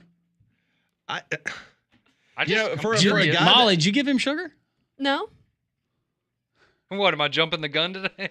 I mean, a little bit. A little bit. I mean, he's asked every single day. Yeah, because I want to know. What'd you have for breakfast? Yeah. Blueberry muffin. Just one? Just one. Oh, you had the big one, the Otis Spunkmeyer one? The big No, one? I actually got these from Publix. Okay. Wow. That's all I've had to You eat will know today, when you so. need to know.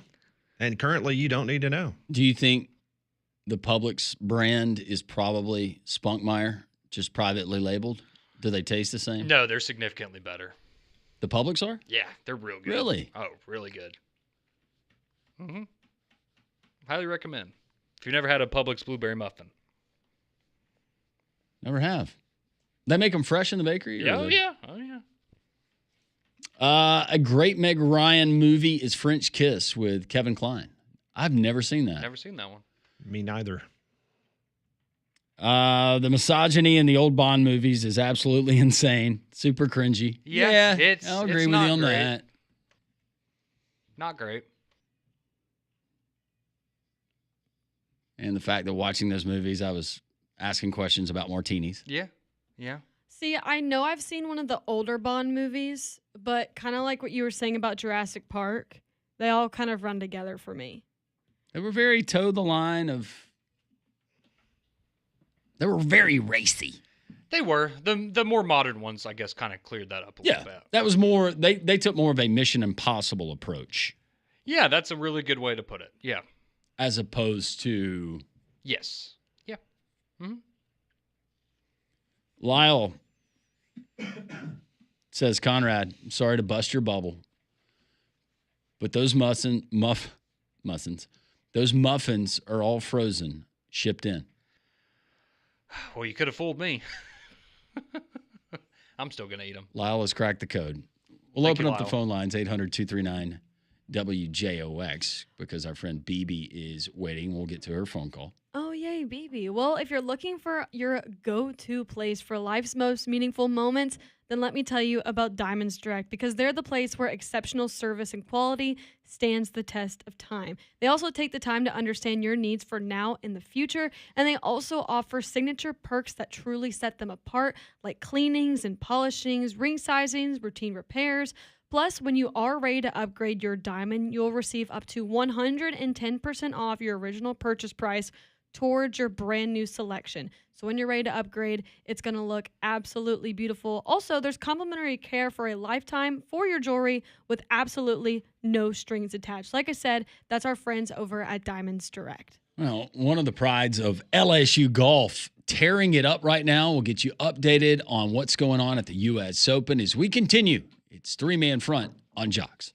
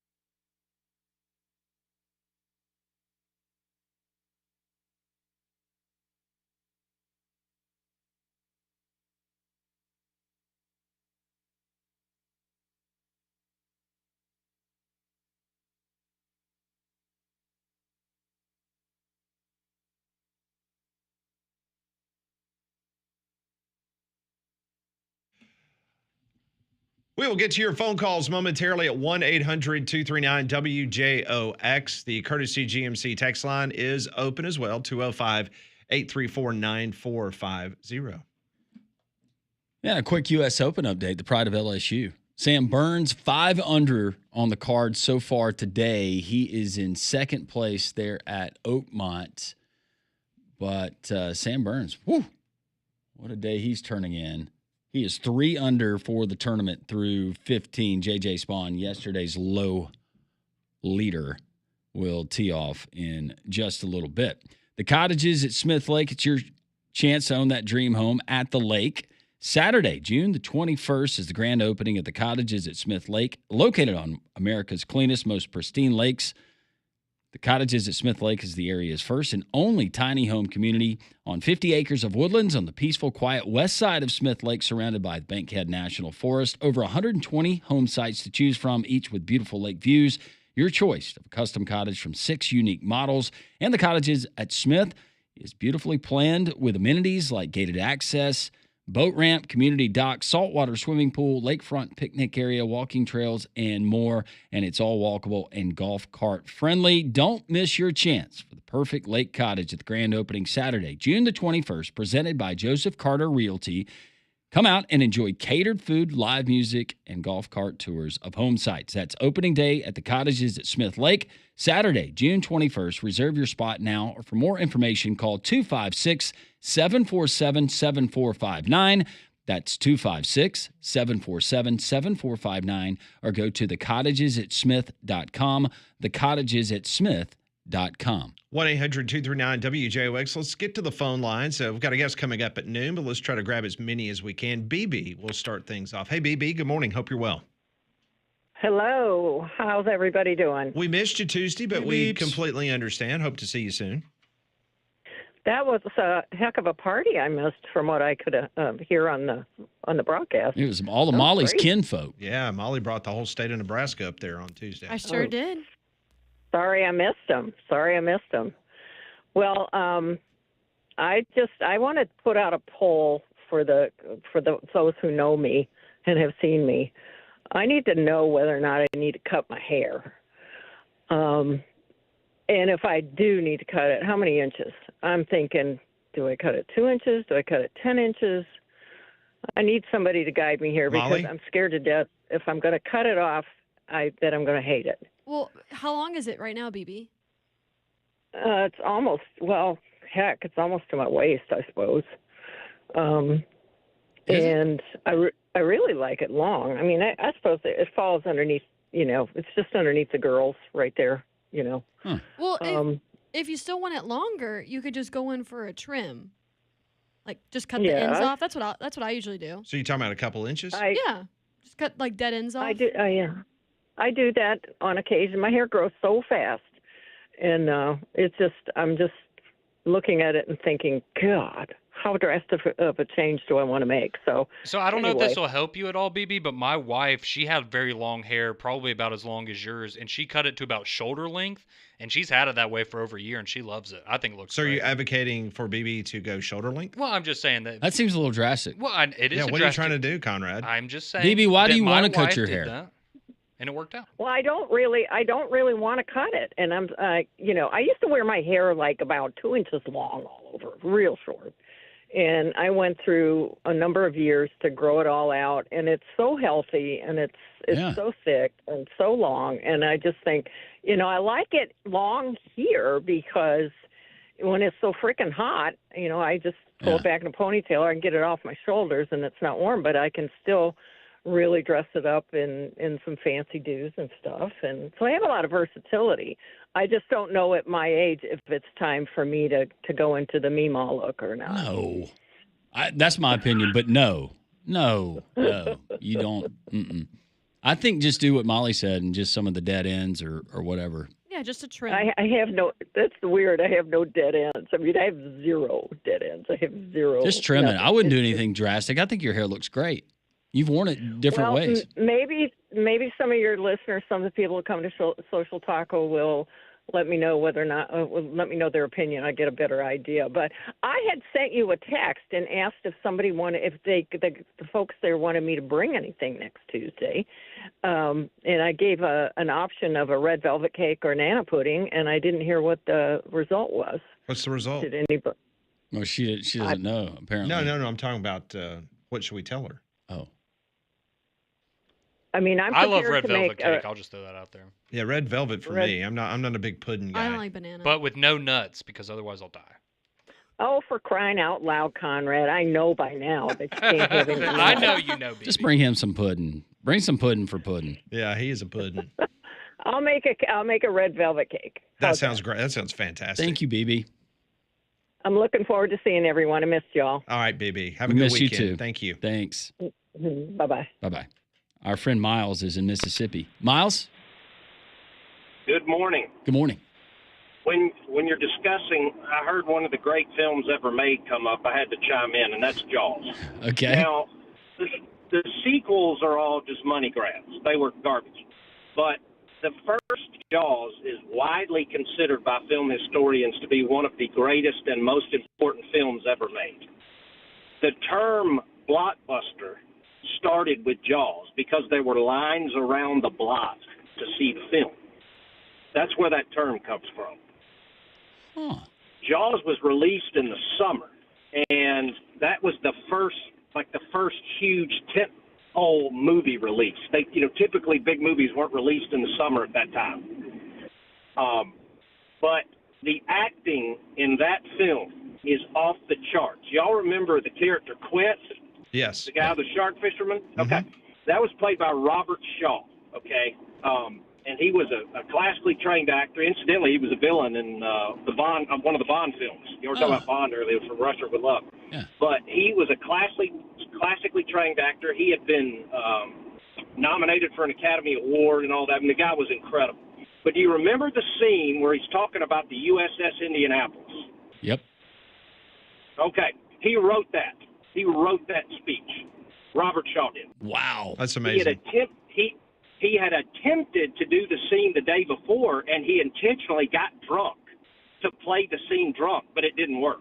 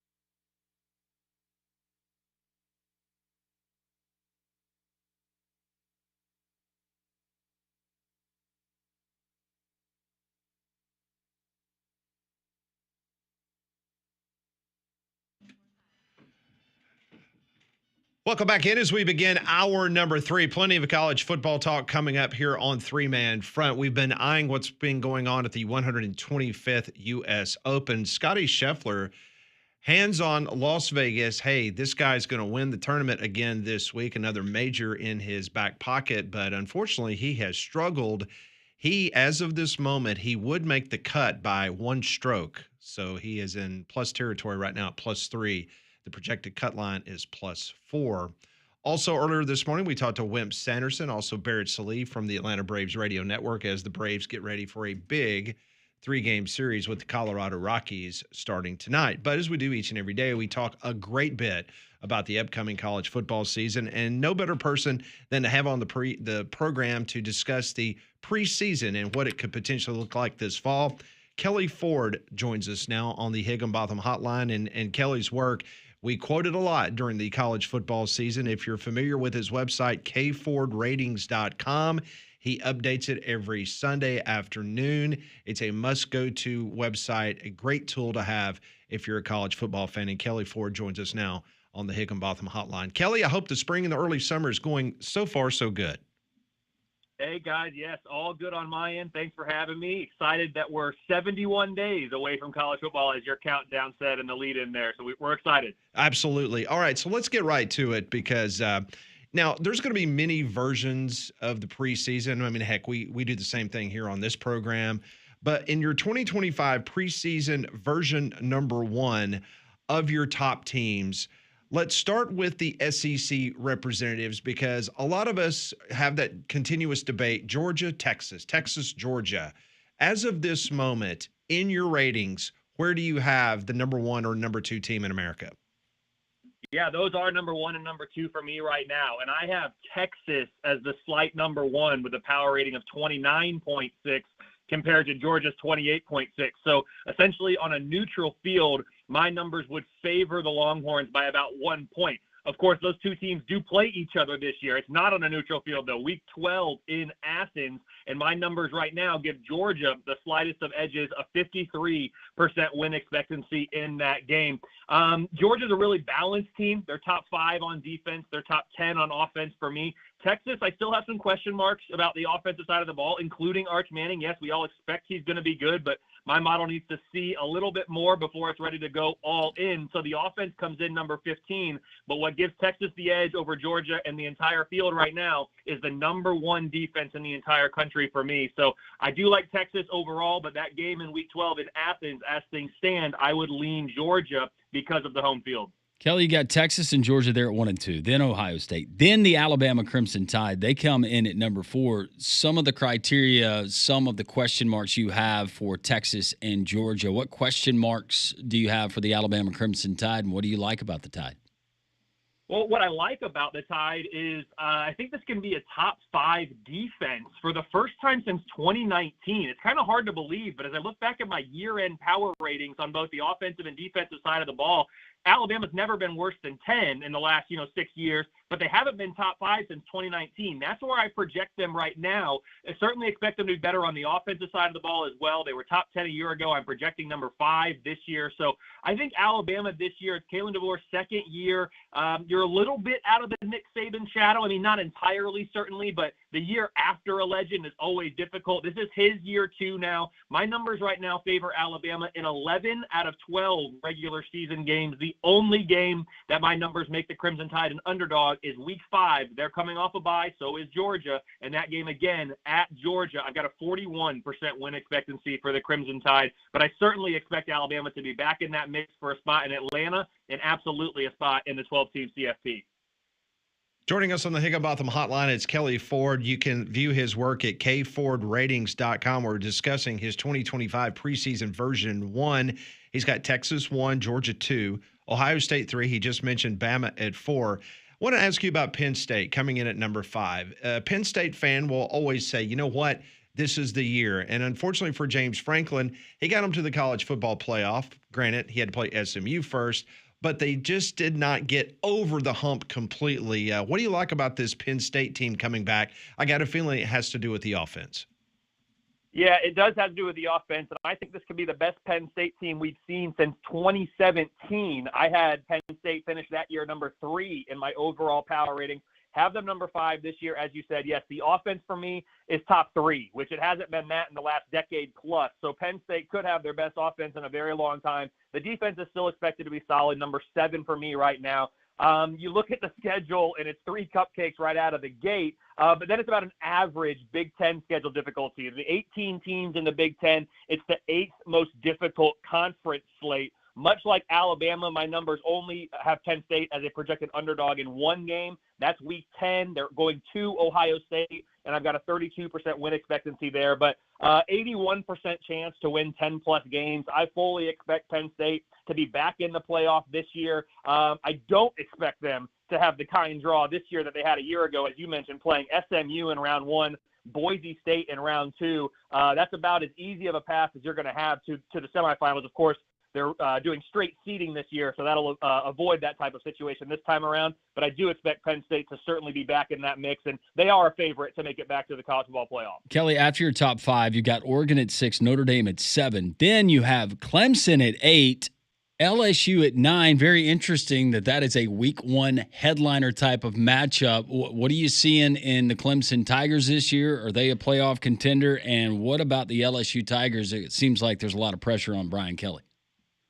Yeah, I think Clemson, first to take it there, they absolutely have to be a playoff contender. I mean, they're my favorite in the ACC. I've got them favored in all 12 games this year, including that week 1 game against LSU. It's a 60% win expectancy for Clemson, that game in the Death Valley in South Carolina. And then there's only 2 more games the rest of the way that my numbers have it as a projected 1-score game right now, and that's week 12, Friday night. That can be a tricky one. It's a Friday night at Louisville. And then, of course, the final week of the regular season, as it always is, Clemson going to South Carolina. So the LSU, Louisville, and South Carolina games are the 3 to watch there. But I absolutely think that Clemson is going to have a very strong chance to both win the ACC and make the CFP. For LSU, it's going to be difficult. This is, like you said, number 9 for me in my power ratings. I right now have LSU as a projected underdog in 3 games. We already talked about the game at Clemson. Week 5, they're at Ole Miss. That's a 45% win expectancy. Week 11, they're at Alabama, 24% win expectancy. So that right there, you're an underdog in 3 games. You also have to play Texas A&M at home. You have to go on the road to Oklahoma. It's the 9th most difficult schedule overall when you look at all 12 games. 9th most difficult in the entire country for me. I've got a 52% chance to win at least 9 games. Is that enough to make the 12-team playoff? I'm not sure. Maybe you have to get to 10. A 23% chance for LSU to get to 10. So this is a really, really talented team, but, man, they play a top 10 most difficult schedule, as many teams out of the SEC do. All right, so we went through the first 9, and I'm very curious because from 9, 10, 11, and 12 are all SEC schools. You got Ole Miss, Texas A&M, and then Tennessee. What kind of separates, in your opinion, as of this moment? I know it's probably razor thin between an Ole Miss, A&M, and Tennessee. Yeah, it is razor thin. I mean, you're talking less than 1 point on a neutral field. So as I toggle on my end here between these teams, for at Ole Miss, number 17 on offense, number 9 on defense. Tennessee, number 6 on defense, but struggling a little bit relative to the other teams on offense at number 33. And then you look at Texas A&M, a little bit more balanced, 18 on defense, 19 on offense. So Ole Miss has a really strong defense. Tennessee, strong defense as well. Texas A&M, a little bit more balanced. There is not a lot between these teams. A&M does not play Tennessee or Ole Miss this year. Tennessee, let me see, does not play Ole Miss or A&M. So these 3 teams do not play each other in the SEC this year. So it very well could come down to their standings in the SEC conference, could come down to what's their conference schedule difficulty. For me right now, Tennessee's is the 2nd easiest in the SEC. Texas A&M is the 5th easiest, and Ole Miss is the 4th easiest. So all of these teams on the easier end of the conference schedule difficulty. Of course, that's driven in part by the fact that they don't play each other. Kelly Ford Ratings, kfordratings.com, joining us here on 3-Man Front and joining us on the Higginbotham Hotline. So after that group of SEC teams that you just mentioned, you've got Miami at 13, Michigan at 14, then another cluster of SEC teams, Florida at 15, Oklahoma 16, South Carolina 17, and then you have the Auburn Tigers at 18. Break down that quadrant of SEC teams and kind of differentiate with what separated them in your rankings? Yeah, again, all four of these teams really close. I mean, you're talking about less than 2 points that separate Florida, Oklahoma, South Carolina, and Auburn all on neutral fields. Florida, as they usually do, has a very difficult schedule. It's number 2 most difficult in the entire country this year for me. We look at Oklahoma. They've got a top 5 most difficult schedule as well in the country. It's the 4th most difficult SEC conference slate. South Carolina, number 7 schedule difficulty in the entire country. And then Auburn, the easiest of the bunch at only number 12. The number 12 most difficult schedule in the country. We're saying it's only that. Auburn, there's certainly a top 20 defense. I have questions about the offense. They're around number 50 there. Florida is, I think, going to be a lot better than maybe their record projects. I've got them top 20 on both sides of the ball, but because this schedule's so difficult, 7-5, 8-4, those look like kind of the most likely records, maybe even 6-6 for a team that's a top 15 power rated team. Oklahoma, if I look at them, the defense expect to be really good again. Oklahoma's offense last year was horrific. I mean, by Oklahoma standards, certainly, but by Power 4 standards, and within the SEC, it's even worse. I mean, number 83 is where I had Oklahoma a year ago on offense. That is not going to get it done. I am projecting number 30 this year, so certainly if they can even improve on that, Oklahoma has an opportunity to really make some noise. And then South Carolina is a team that's pretty balanced. Top 15 defense, a top 25 offense.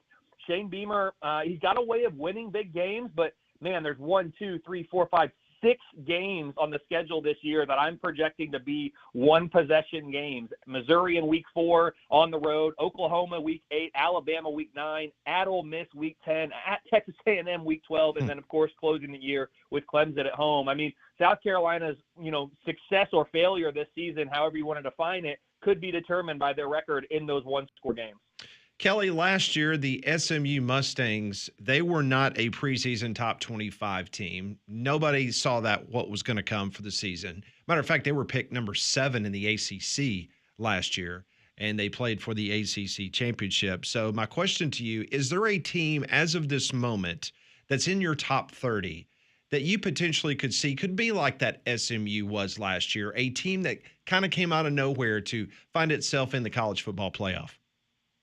So I do want to say, people are always quick to point out when the projections aren't right. There's a handful out there that help me out and point out when they are. I have to say, coming into last season, I did project SMU to have more wins than anybody else in the ACC. So my model did expect SMU to have a good year. They even exceeded my expectations with what they were able to do, but it was not a big surprise to me to see SMU do so well a year ago, their first year in the ACC. Their schedule last year was not very difficult, and I think that played into what my model was seeing. To answer the question about the top 30 this year, I'll look at number 27, Texas Tech.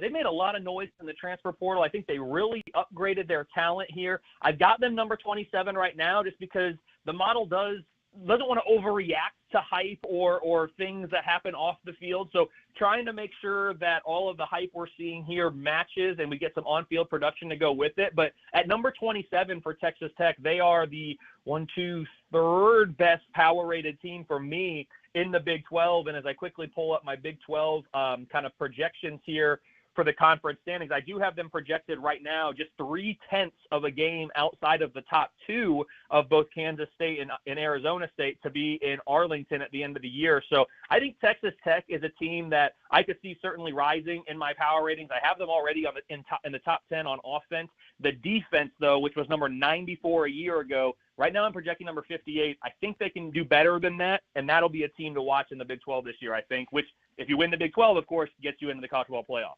One of the cool things about your website, and we're talking to Kelly Ford, you need to go to k4ratings.com because if you love graphics, you love data, you love analytics, this is the website for you. One of the things that you have under the tab of the CFP, it's how did the committee do?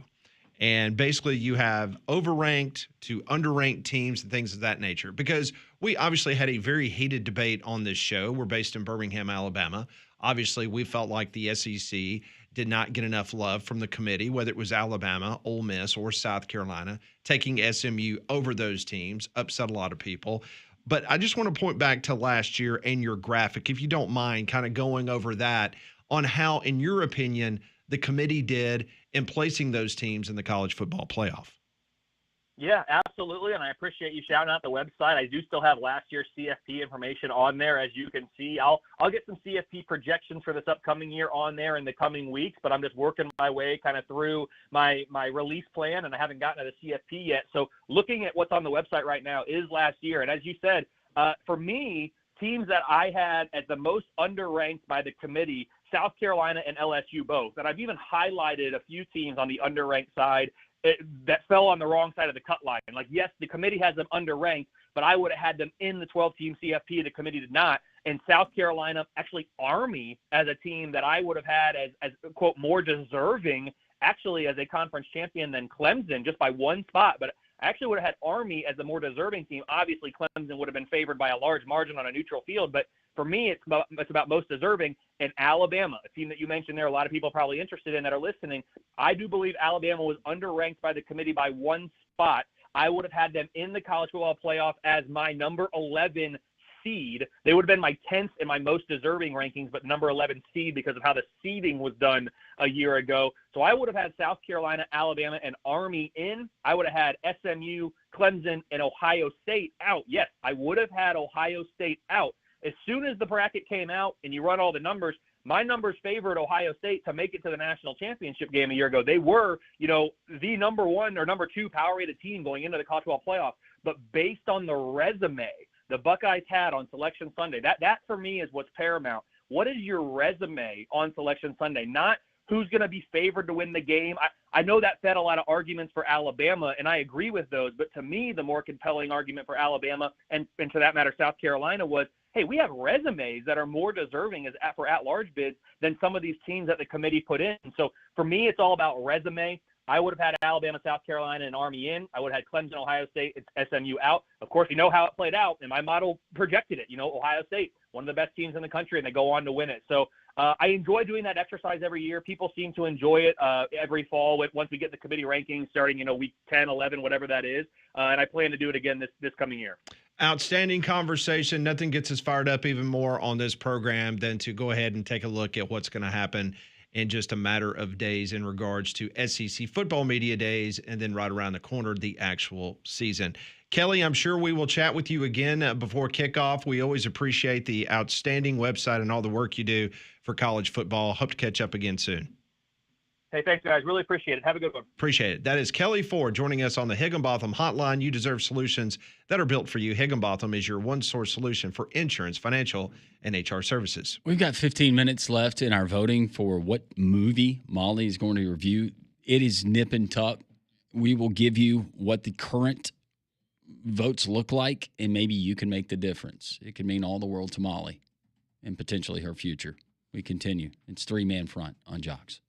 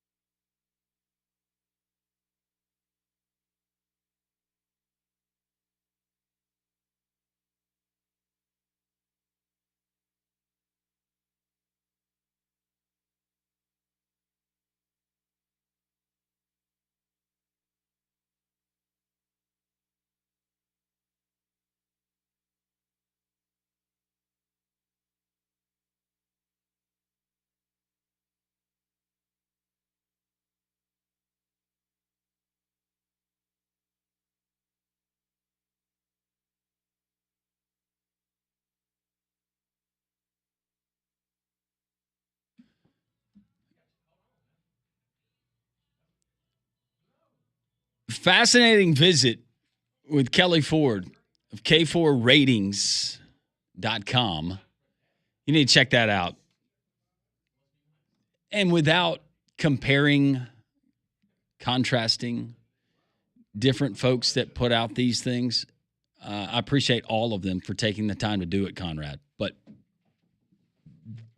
these are certainly ones that I pay attention to with the analytics and the metrics to go into it. I was about to say just all the work that goes into making these lists. It's not just, oh, well, my gut's telling me this. It's not resume based. He actually has numbers that he's plugging in and to figure this stuff out. But the SEC flavor, if you're just a fan of the SEC, and if you were wondering, how's the league going to do, they heavily favor the Southeastern Conference in these ratings. Alabama coming in at number 4. I'm going to start with you first, Conrad. I think number 4 is, well, I mean, when we did our, I guess, post-spring practice top 25, that's exactly where I had Alabama on my list. I had them at number 4. And I get it. I think there's, reason for questions at the quarterback position, but I just think you look at every other position on the field, the offensive line is going to be good. The running game should be good. Wide receiver room is stacked. And then defensively, you heard Kelly say there, he's expecting Alabama to have a top 5 defense potentially for the first time since 2019. And I think they certainly showed in the second half of last year why people believe that. So, yeah, I think it's just interesting to me how after the end of last season, a lot of people were done with Alabama. Oh, they're going to be somewhere 17, 18, maybe, outside the top 15 when we get to the preseason. And now you're starting to see a lot of people come around and have very high expectations for the Tide this year. And in full disclosure, I did not have his preseason top 25 list from last year. I didn't mean to disrespect him, in which I said nobody had SMU. I was basing that on an AP preseason top 25 poll, or the fact that the ACC media voted them 7th. Yeah, I think that's what I meant about a team coming out of nowhere. Now, Kelly, he dives deep into the numbers, and as you heard him describe the fact that he's only got Alabama as an underdog in 1 game. Meanwhile, he's got LSU as an underdog in 3 games, including the very first game against Clemson, which is no big surprise because you're playing at Clemson. But very interesting, very close-knit group in regards to the way that he had the SEC kind of clustered there, where you had 9, 10, and 11. I think that's right, Landrum. And then after that, he had, I think it was Florida, Oklahoma, South Carolina, and Auburn? Yeah, 15, 16, 17, and 18. You had Florida, Oklahoma, South Carolina, and then Auburn at 18, which... Very, very razor-thin margins on all those. And then you've got for these ratings and whatever the numbers mean, Auburn at 15.8, and then the ex-SEC team coming in is Missouri at 22, but they are 3 points away from Auburn. So by doing the math, that's actually a pretty considerable gap if you're comparing the other teams that are 21 all the way to 1 and just kind of judging that. But, Arkansas coming in at. Arkansas has got a lot of love in a lot of these preseason magazines. Yeah. And I don't, without being disrespectful, because I'm not, this is why we talk about these things, because number one, season hasn't happened yet, and it's great discussion and back and forth. But Arkansas at 31? Mm-hmm. Nebraska at 28. Okay. That's a win for Molly. That's a win for me. Well, let's just take Nebraska, for example. All right, so you got Lindy's. They've got Nebraska in the top 25. You've got Athlon's got Nebraska at 28. Phil Still's got Nebraska at 35. And ESPN FPI has Nebraska at 25. And then Kelly Ford has them at 28. Okay. So from Nebraska, I want you to look up, where do those have Illinois? All right. Lindy's has Illinois at 17. Athlon's Illinois 17. Phil Still Illinois 17. Sense a theme here, right? Yeah. Well, Kelly in his preseason got him at 26. Right. The FPI from ESPN, I am looking to try to find Illinois. Do you have that in front of you, Conrad? I do not see them in the top 35 according to the ESPN FPI. I could be wrong. I just do. And I say that because Illinois is the sexy team for some out of the Big Ten this year, and thinking maybe they go 10-2. Do you see them potentially sniffing a college football playoff berth? FPI? Yeah, so I'm going to be honest. I am not going to count this far down onto the list, but that just kind of shows you where they are. Okay, but they're not a top 35 in the FPI. No, right now they are sandwiched in between Minnesota and Iowa State. Okay. Yeah. So that kind of gives you. But I am surprised, and it might change once the AP or the coaches poll comes out for the preseason, because I am shocked that Illinois has not been higher in a lot of these preseason magazines. I'm like you, Landrum. I thought Brett Bielema had chirped enough that people would give them the benefit of the doubt. Yeah. After beating South Carolina in a nothing bowl game. If I counted correctly, they're 45th. Okay. And that's so maybe and give that's, or take one, but and that's mid-40s. that's ESPN's FPI, and that would be based on what I have in front of me of the 5 publications that I was telling you about. It appears that would be the worst of the 5. Ole Miss coming in at 10, does that surprise you? Surprised me a little bit. Not that I would have them out of the top 20. Yeah, I mean, Lindy's has Ole Miss at 19. Athlon's has the Rebels at 18. Phil Still's got the Rebels at 22. The FPI has Ole Miss at 13. I think that's the most love that they've gotten outside of Kelly Ford, who we just had on. It's got Ole Miss at 10. Right now, if you ask me, just without looking at the schedule, I've looked at it, but without memorizing it, I think Ole Miss 9-3. Yeah. Yeah. And that's a pretty safe average given what Lane Kiffin's done since he's been there. Yeah, that sounds about right. U.S. Open going on as we speak as well, and Scotty Scheffler has just finished. And he's at +4. Whew. This is going to be some sweating here this afternoon for old Scotty. Speaking of sweating, if movies could sweat, oh my goodness. The 3-man front poll with 1 minute left, when Harry met Sally at 33.2%. Oh, they've separated. Now Cocktail is at 32%. It was separated at one time by 0.3 of a percentage point. Yep. Then by half before we went to break. And now the When Harry Met Sally folks have chimed in. I don't have a problem with that. Not that you were asking, but it's a really good movie that I think that Molly will enjoy. Absolutely. She can watch Cocktail another time. Frequency. And that was a movie we had multiple people text in last week and suggest, throw that out there. Hey, put that on the list one week, and it's not getting a lot of... Who's in Frequency? Not a lot of love. Oh, that was the one. Who was it? Because I had to look it up last night and remind myself what it was. That one has... Is it Ben Affleck? Dennis Quaid. Oh. That is the main guy in that one. That is not Ben Affleck. No. I think he'd rather be Dennis Quaid. All right. Well, last week, she was set to review, voted on by you, Bull Durham, one of the great cinematic classics in all of sport, if you want to go that genre. We'll get Molly's review of Bull Durham, what it means to her, next on 3-Man Front.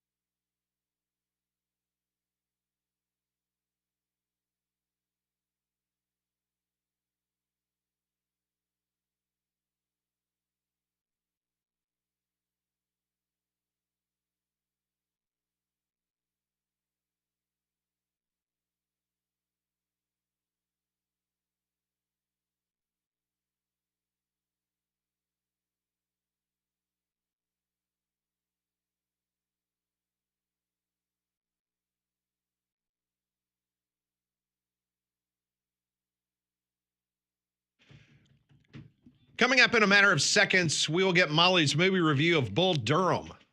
That was the movie you guys picked last week for her to review. And we will also tell you what movie she's going to watch this next week. But I'm going to tell you about Golston Tree Service, 205-337-4443. Golston Tree Service handles those little jobs like trimming hedges or shaping trees, hazardous jobs like line clearance, and big jobs like complete tree removals with cranes. They grind the stump out, the roots out, hauling off to the very last twig. Complete tree removal. Call Golston Tree Service today, 205-337-4443. Over 35 years of experience.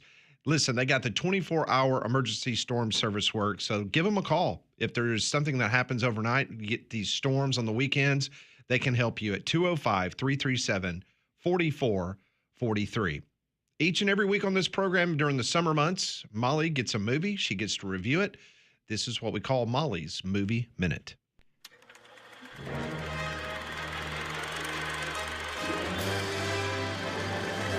It's time for Molly's Movie Minute. Cinematic insights with expert critiques and analysis. And now, let's journey through the world of film with Molly Robinson. One of my personal all-time favorites. Of course, it's a baseball movie.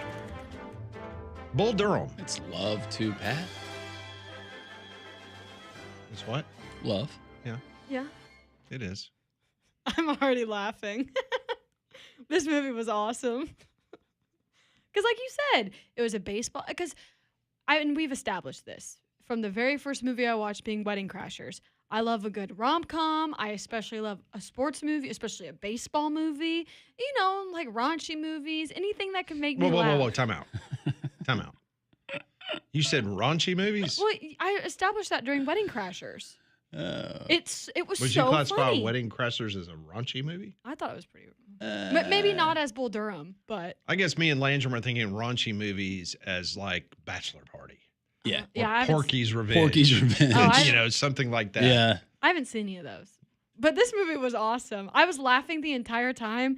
And during the intro, because, you know, I like to go and, like, write stuff down so I remember everything that I'm going to say today. It's always a good idea. Just there's so many quotes that I wrote down, kind of like in Bad News Bears. A lot of them I can't repeat. Did you write down his speech There of was the a- things he loved? There was a lot to that speech. I didn't write it all down, but that was a great speech. Yes, it was a good speech. It was. One of my face, sorry, I'm just laughing going through everything. If you hit the bull, you win a steak. Teach their own. My dad donated the scoreboard. We haven't scored any runs all year. Why do we need a scoreboard for? Another good line. He's got $1 million arm with a 5-cent head. Yeah. I like the New guy. Clarouche. I like the guy who does the radio broadcast Yes. when they're on the road. I just love that the funniest movie Molly's seen is Bull Durham. That's the funniest part of this to me. It was so funny. No, this was a great movie. Again, there were a lot of like things and other quotes in the movie that I can't repeat. I think my favorite quote was though, it was Crash talking to the pitcher, and he was like, "Well, you couldn't hit water if you fell out of a boat." Yeah. Another He good didn't line. say that exactly. There were a couple other filler words in there, but You cleaned it up. I did. The so the romance between Yes. Tim Robbins and Susan Sarandon, Mhm. they met on the set. They Really? later became married, had a family. I didn't know that. And then when their kids actually saw the movie later on, it said that it scarred them. Well, and Tim Robbins is the guy from Shawshank too, right? Mhm. Okay, I knew he looked familiar, and then I Googled it after I watched it, and I said, okay, that's... Yeah. I knew he was the same actor. Very different roles, though. Yes. Very different roles. But no, it was a perfect blend of everything that I liked. Again, I was laughing out of my chair the entire time. I will be quoting this movie from here on out because it made me laugh. And now I want to go to a Durham Bulls game. My nephew that Mm-hmm. you guys hear me talk about on the show, who lives in Raleigh, he goes to frequent Durham Bulls games. Okay. And matter of fact, he sang the national anthem at a Durham Bulls Oh, game cool. earlier. I saw this that season. clip. He was really, really good. Mm-hmm. Yep, he was in town over the weekend. I got a chance to see him. But yeah, goes to many Durham Bulls games. Loves it. Yeah. A lot of fun. I liked Annie. She was funny. She loves baseball.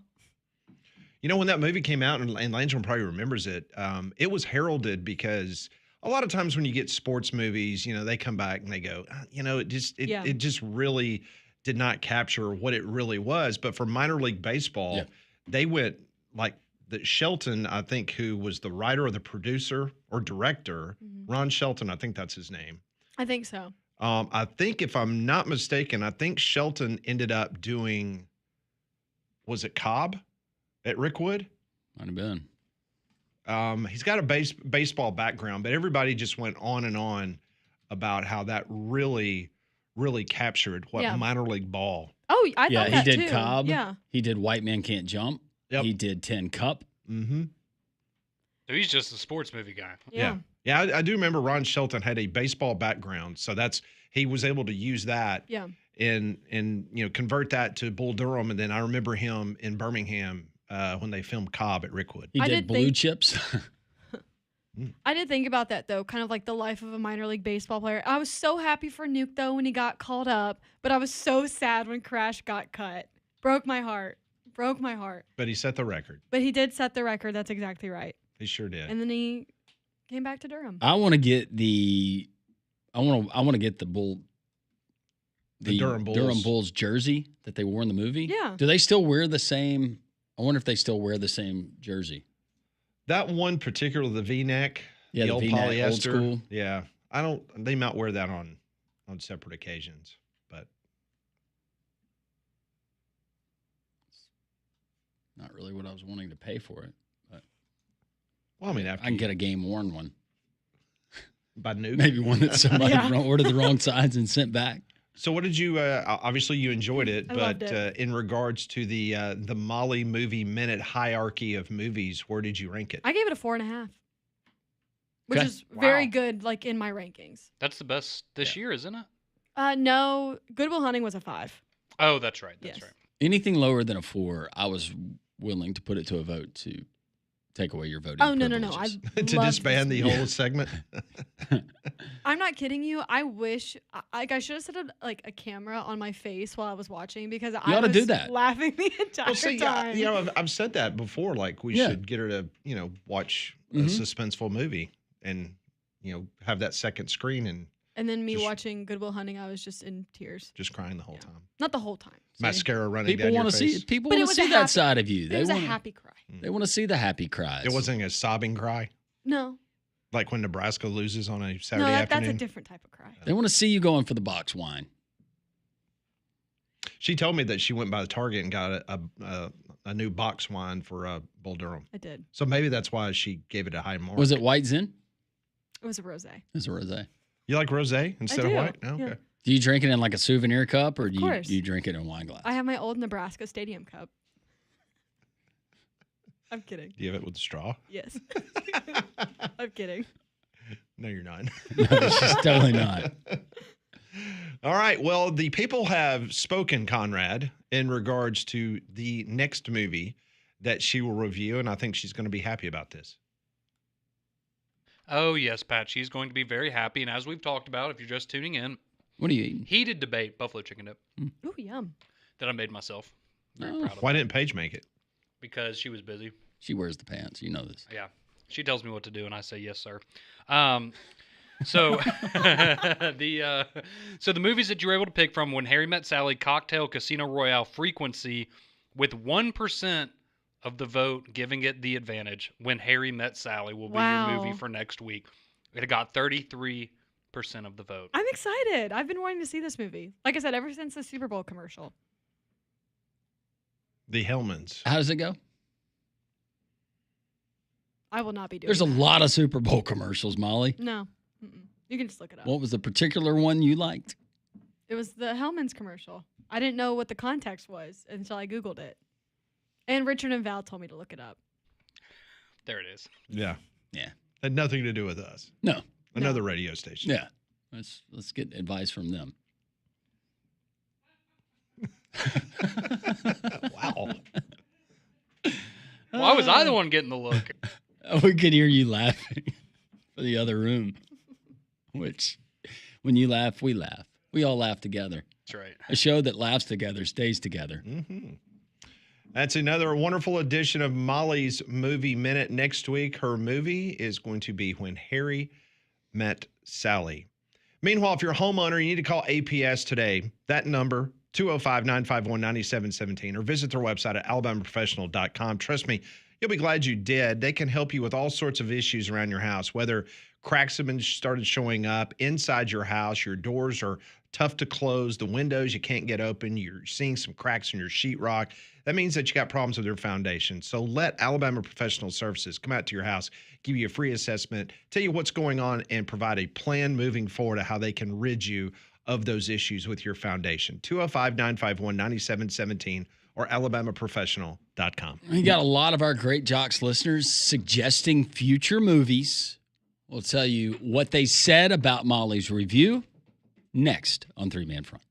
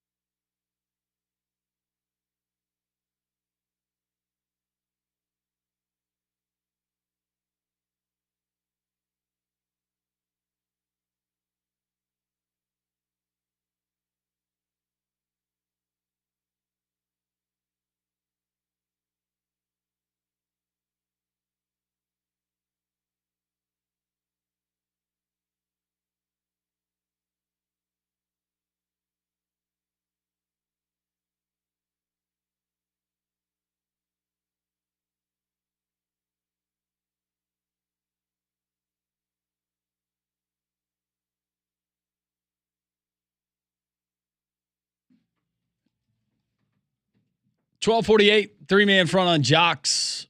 Landrum, Pat, Conrad, and Molly. Molly's movie review. Bull Durham is the movie that you voted for her last week. She just gave her review. A lot of you reviewing her review on the Jox text line, 205-834-9450. And some of these are quotes from the movie, other people joining you in your excitement. And I think we all agree that Bull Durham's a great movie. I told Molly during the break, anytime it's on, it's one of those movies I will watch. Whatever point in the movie it is, I will watch until it concludes. Michael giving us some quotes. Yes. You lollygag the ball around the infield. You lollygag down to first base. You know what that makes you? Lollygaggers. Is that when they're all in the shower? They're in He the throws the bats in there. dressing room, the locker room. Let's see. There's something about Mary is a suggestion that comes in. I did that one last summer. Mm-hmm. I watched that movie the other night. It was on TV. It's a great movie. I think I gave that one a 4.5. I really like that That's movie a hilarious too. movie. Yeah. Someone asking about Kelly Ford and the website. Really enjoyed the segment. Thank you for chiming in. It's kfordratings.com. And if you missed that portion of the program, you can find it there at the Three Man Front podcast. One of the best lines is when the kids said, "Get a hit, Crash. Shut up." Have her watch Harley Davidson and the Marlboro Man. Is that a movie? Never heard of it. JJ says, "Happy Friday. Y'all, speaking of Tim Robbins, have y'all seen Nothing to Lose with him and Martin Lawrence? Hilarious." Yes. I've not seen that. You That's a haven't good seen one. it? Okay. Yeah, it's very good. And there's a twist. It's a funny movie, but there's a twist. Okay. I like a good twist. It's a good twist. Danny says Molly needs to do a live reaction recording. No, not that movie. She won't see that movie. I wouldn't want her to see that movie. Have you ever seen an NC-17 movie, Molly? Maybe. Is it How in a mysterious. Maybe? Is it maybe as like you maybe saw one by accident? You don't Yes. remember what it was, Yeah, or I you don't just- want to tell us what the movie was? No, I don't know, truly. You know, Showgirls was NC-17. Haven't seen that. did you go see that? Mm-mm. No. Elizabeth Berkley, though, I remembered her from Saved by the Bell, and I wanted that wholesome image to remain of Jesse Spano. So this, if y'all haven't seen it, maybe the listeners can help me out. But I just vividly remember my dad growing up. He owned one NC-17 movie, and it was a movie called Pink Flamingos. Do y'all have any idea what that is? Because I do not. I still to this day do not know what it was. But You I just never remember watched as a it kid. when it wasn't there? No, because I was a good kid. I back in the day, I behaved myself. But I just always remember being like, "Oh, it's an NC-17 movie. This must be Pat's looking it up. risque." Oh, okay.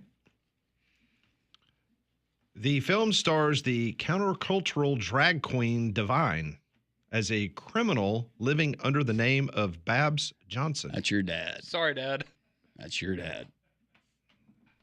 Wait. I didn't know. I just always remembered as a kid being like, "I wonder what that movie is." 1972 movie. Guess I'm not gonna be watching that one. Does that connect the dots for anything else that you'd like to share here on the air about your father?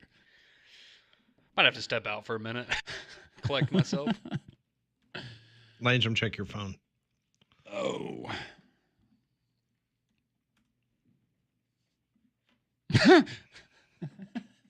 Good. Check your phone. That's what your dad's into. Oh my! Is this a character from the movie? I Yep, guess. sure is. Molly, check your phone. Oh, I'm scared. Oh, goodness. It looked like one of the characters from Hairspray. Yeah, kind of. Doesn't a it? little bit, yeah.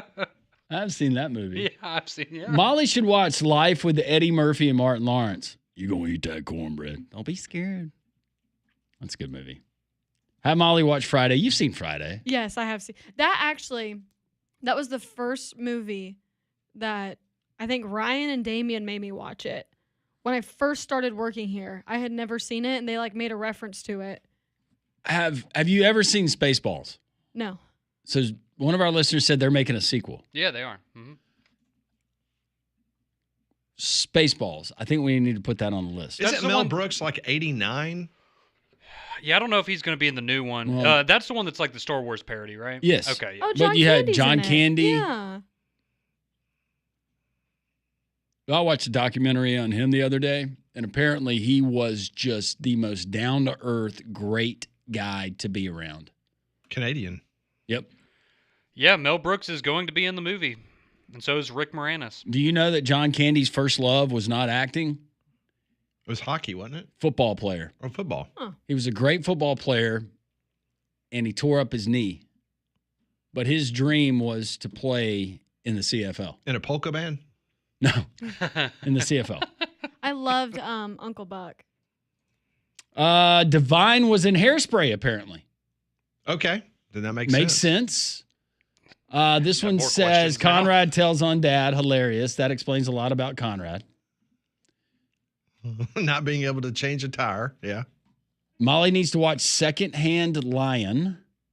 Ooh, that's a really good movie. That's just a good, wholesome movie. Look up the movie Stealing Home with Mark Harmon and Jodie Foster. Thank you, Uncle Jerry from Hayden. All right. Good stuff. We'll update you what's going on at the U.S. Open. Scotty Scheffler going to make the cut. Who's not making the cut? All of that, Pat ponders, and Conrad has seen something really, really bad. You don't want to miss it. Hour number 4, 3-man front.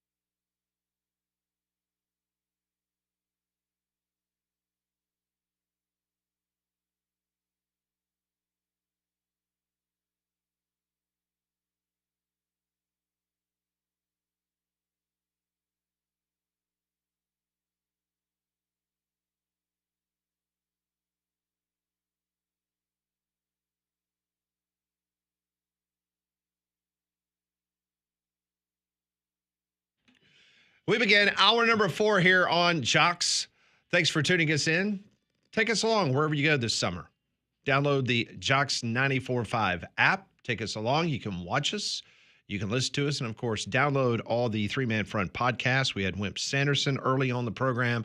Barrett Sallee from the Braves Radio Network. Just an outstanding preview of the 2025 college football season with Kelly Ford from kfordratings.com. You need to go to their website. It's just tremendous, the data and all the insight of college football. And you just heard Molly's Movie Minute, Bull Durham. She gave it 4.5 stars. So next week she will review the wonderful movie When Harry Met Sally. Second round of the U.S. Open going on right now, guys. LSU's Sam Burns, a 5 under today. He is finished.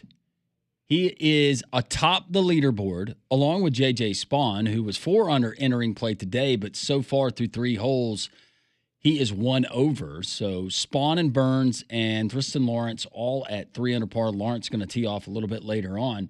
The story that we've been watching is some of the other notables, including Scotty Scheffler, Pat, and the projected cut line was 4, and Scotty Scheffler had some work to do, but it appears that he has done that work, as he is at 4 over par and finished for the day, tied for 36, but he's still in the hunt, and anything can happen the next 2 days. John Rahm also at 4 over par, so it looks like he's going to make it, but some notables that are out there that will not be making it.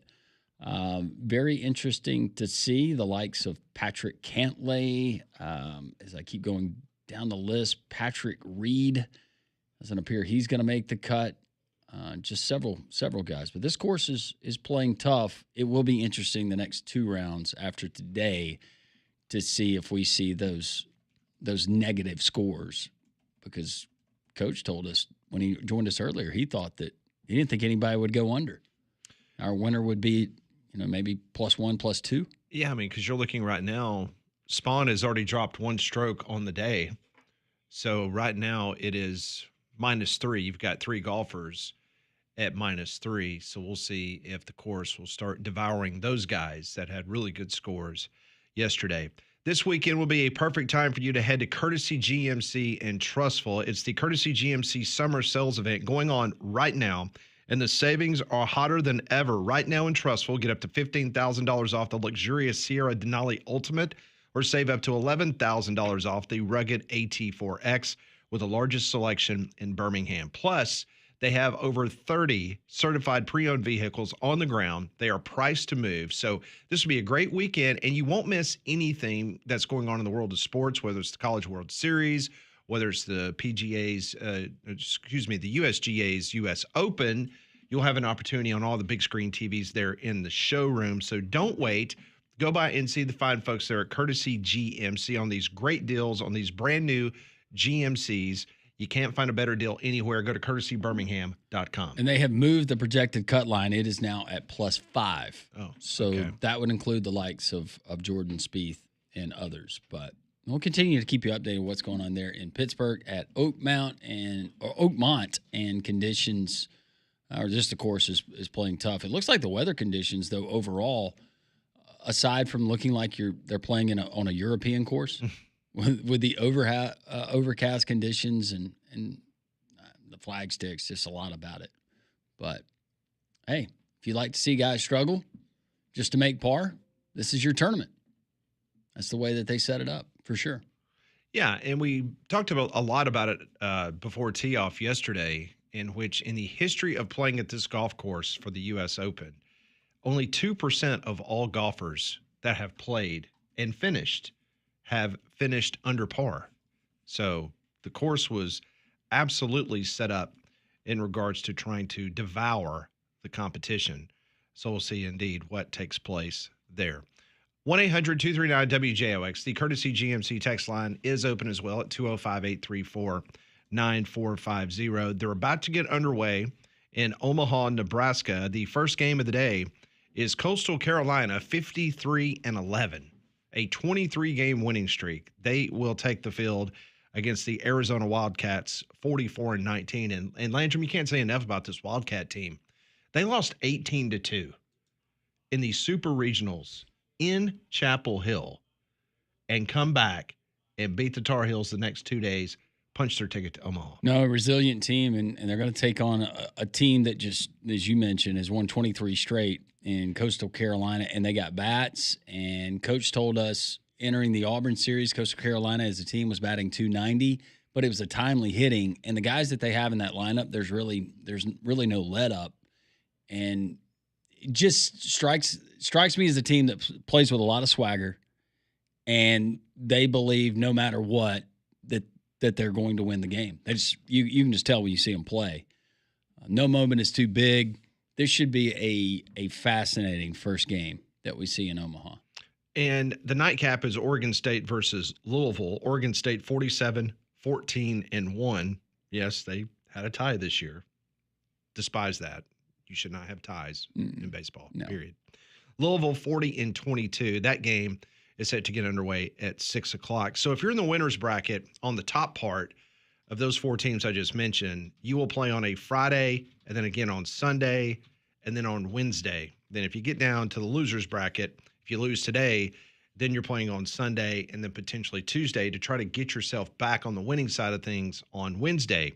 Meanwhile, tomorrow, the first game of the day, 1 o'clock start, it will be UCLA taking on the Cinderella of the tournament, Murray State. Then the nightcap. That'll be a good one. A lot of people will tune into this one. Prime time on Saturday night is Arkansas, 48-13, taking on the LSU Bayou Bengal Tigers at 48-15. And those games, the winners will play on Saturday, Monday, and then Wednesday. So I was looking at the home run averages because it seems like when I think of College World Series, I don't think of many long balls. And maybe some of that goes back to Rosenblatt, and it just depended how the wind was blowing that particular day because it is very windy, as Molly will tell you, in Omaha.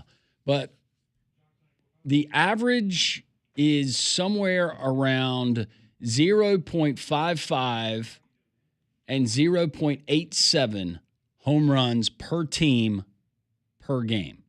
Now, some years it's fluctuated and there's different. In 2021, in that CWS, 28 home runs were hit, while in 2023, the overall run rate in Division I college baseball it set an all-time record, and that's it was kind of going back to gorilla ball, but you never really know what you're going to see. And to have a fresh field and nobody that we saw in Omaha last year, we've seen these teams before, but I think it's anybody's tournament. Well, the likes of Arkansas coming in as a favorite, but you've got LSU that's right there, beat them 2 out of 3, a Coastal team that's on a roll, that Arizona team in escaping the clutches of being eliminated and their season being over last week in Chapel Hill, and then in some of the others, like Murray State. Who saw Murray State coming? Had a college baseball coach, this was before when they were going through super regionals, said he would be absolutely surprised if they had any NIL whatsoever. For the love of the game. For the love of the game. It's another great movie. It is. If you'd like to suggest that for Molly to review. Steve is in Tuscaloosa, 800-239-WJOX. He is our friend. Maybe not anymore. See if you can get Steve back. Steve? Not really sure what happened there. I hit the right button. Conrad, I can hear him blaming it on me. Did you hear that? He blamed it on me. It was absolutely not my fault. I heard that. I'd own it if I did it. Hey, Steve, sorry. Conrad lied. No, it's okay. It could have been between the handoff, you know? It was. Can you hear me? Yeah, we got you. What's up? Okay. All right. I hope you all well. I wanted to add some more Durham Bulls trivia to that, to the discussion there. I had a wonderful opportunity back when I was living in North Carolina going to Durham Athletic Park. The DAP. And yes.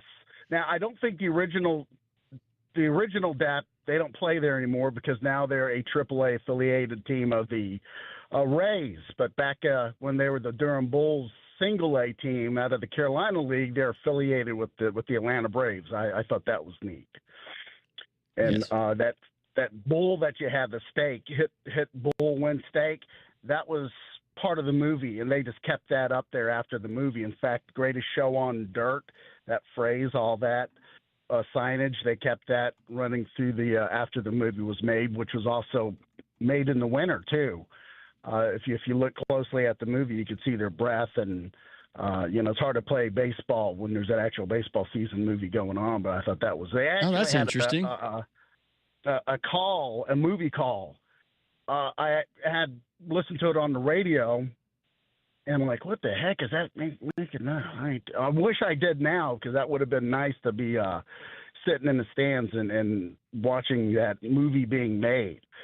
And you ever notice how they get the phrase, the bullpen? No. The bullpen, they used to have a tobacco company called Bull Durham. Bull Tobacco. Yeah. Bull Tobacco that would sponsor that bullpen area, and that's how we got that phrase, the bullpen. Interesting. I didn't know That's that. really cool. Yeah. Yeah. Being filmed in the wintertime, that's something I never picked up on, but that would make sense. Yeah, they bounced around the state of North Carolina. They obviously in Durham. They went to Greensboro, which is not that far away from obviously Winston-Salem and Raleigh in that area. And they took advantage of the Carolina League, as Steve was mentioning, to take advantage of those smaller, intimate ballparks. Every team that you had that they mentioned in the movie was an actual team, even the ones in the mountains. So I thought that was it was a real tribute to the Carolina League, and a lot of people that had in that movie gave a lot of great kudos to it, because it kept true with the story and the history of the Carolina League. Very good stuff. Thank you, Steve. Have a great weekend. Hope to see you soon. You too. Take care. Thank you very much. 1-800-239-WJOX. So, we always talk about these preseason rankings, right? Well, there's one ranking that most schools, if you're not paying attention to athletics, they always care about, the U.S. News and World Report ranking. Where does your school rank, right? Mm-hmm. That's very important. People in high school, you want to go study a specific major. Okay, I want to go to UAB because they're really good in the medical field. Okay, where do they rank in the U.S. News and World Report? So earlier this week, one of the Oklahoma fan sites, they decided to do a deep dive on where the Southeastern Conference schools ranked in the U.S. News and World Report. Now, it goes without saying that I think we all know who is ranked as the number one school according to the U.S. News and World Report. Vanderbilt. That is correct. Hands down. Vanderbilt is the 18th best college or university in the United States, according to U.S. News and World Report. So let's go backwards. Who do you think in the Southeastern Conference, according to the U.S. News and World Report, which publishes the academic ranking of all United States universities, including yearly tuition enrollment, acceptance rates, the latest rankings, who is number 16 in the SEC? According to Scholastics. Oh. They are 214th in the country. They're number 16 in the SEC, according to U.S. News and World Report. Oh, man.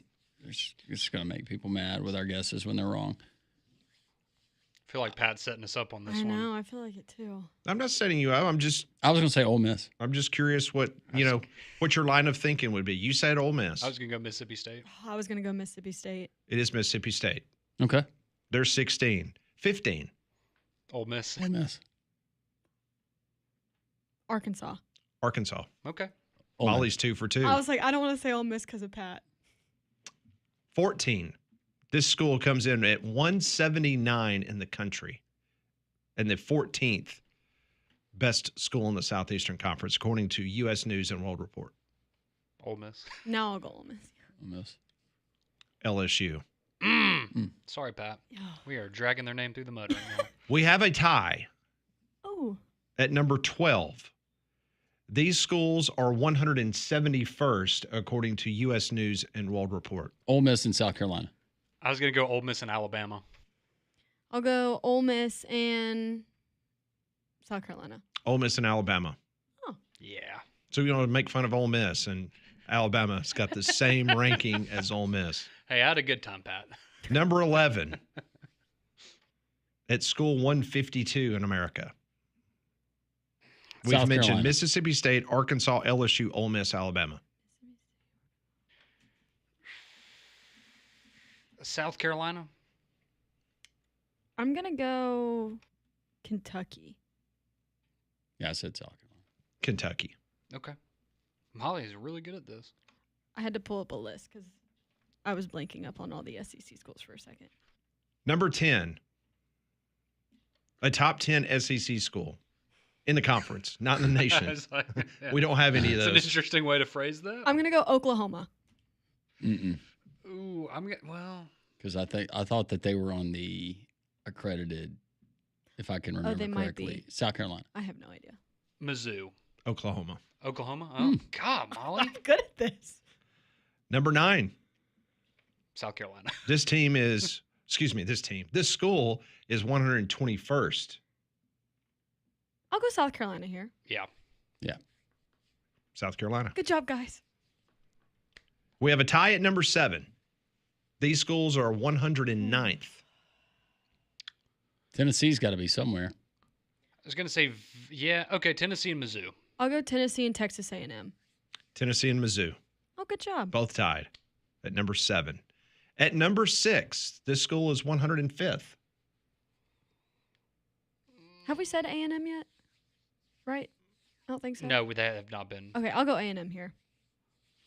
I feel like, Georgia? yeah, I'll go Georgia. Auburn. Ooh, okay. That's close. Auburn is number 6, Yeah. according to U.S. News and World Report. Number 5. Georgia. Yeah. Yeah, sure, Georgia. A&M. Oh, man, I almost was going to say A&M. Okay. So Georgia's going to be 4 because I feel like we have a pretty good idea of who the top 3 are. We know that Vandy's number 1, Yeah. so we've got number 4, and then we have a tie at number 2. So the tie is Texas and Florida. Yeah. And then Georgia's 4. Correct. Yeah. Okay. So Georgia came in as the 46th best school in America. Texas and Florida at 30. And then, as I mentioned, Vandy was number 18. If you're curious, who do you think the number 1 school in the United States is, according to U.S. News and World Report? So this includes Ivy League, right? Absolutely. This is in the country, the number 1 university. Like Princeton? It's not going to be Harvard. I bet it. I'm going to go Princeton. Stanford. I'm going to go Cal. Princeton. Okay. MIT was number 2, Harvard 3rd, Stanford 4th, Yale 5th. Okay. Wow. Where was Cal? And I believe the California Institute of Technology was 6th. Okay. So Cal was not. Quit smoking all that dope. Smoke-a-doobie Hill. Smoke-a-doobie Hill. So you guys were pretty on it in regards to, especially everyone guessed Mississippi State, right? No, I didn't. I said Ole Miss. Oh, that's right.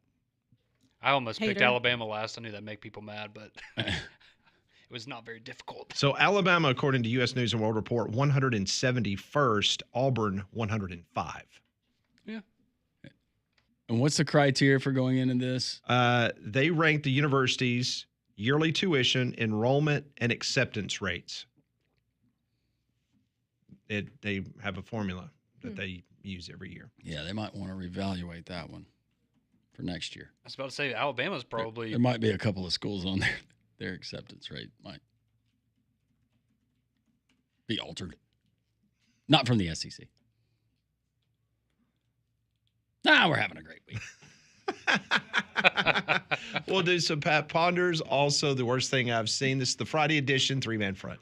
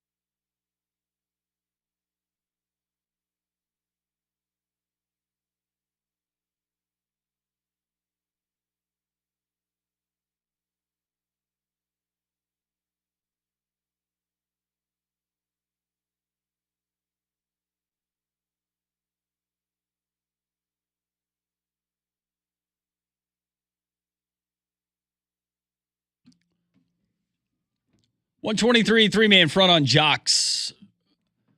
We'll continue with the phone calls.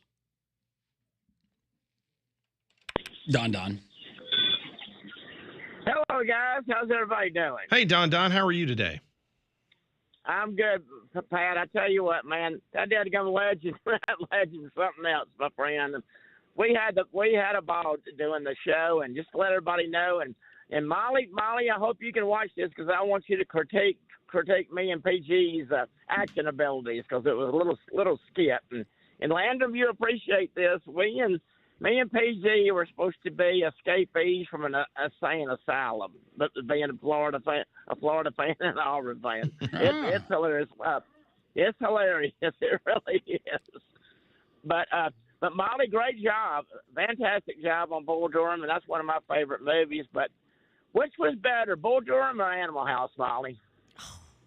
I don't know. I ranked them the same. I gave both of them a 4.5. Did you? Mm-hmm. Okay.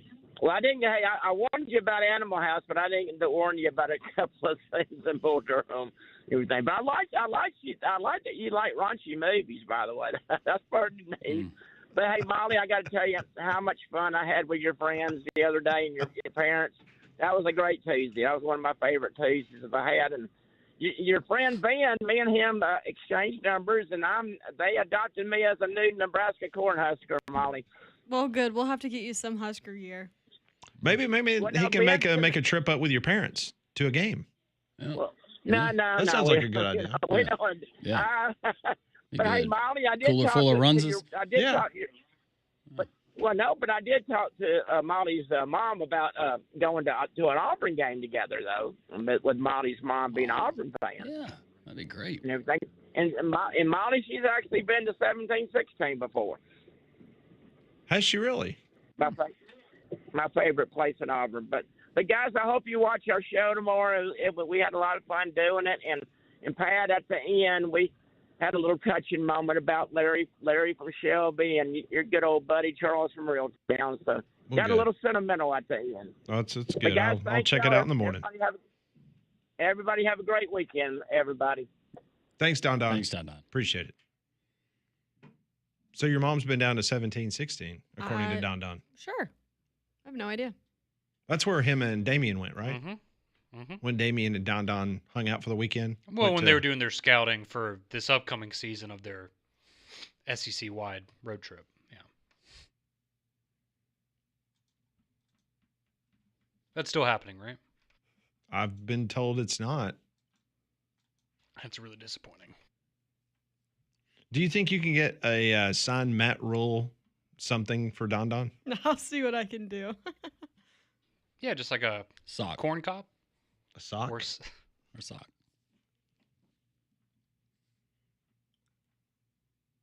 They played one inning in Omaha. No score between Coastal and Arizona as the College World Series is underway. We'll do some Pat Ponders to wrap up the week, and I might even slide in an extra question. Oh. I hadn't done that in a while. That's next, Three Man Front.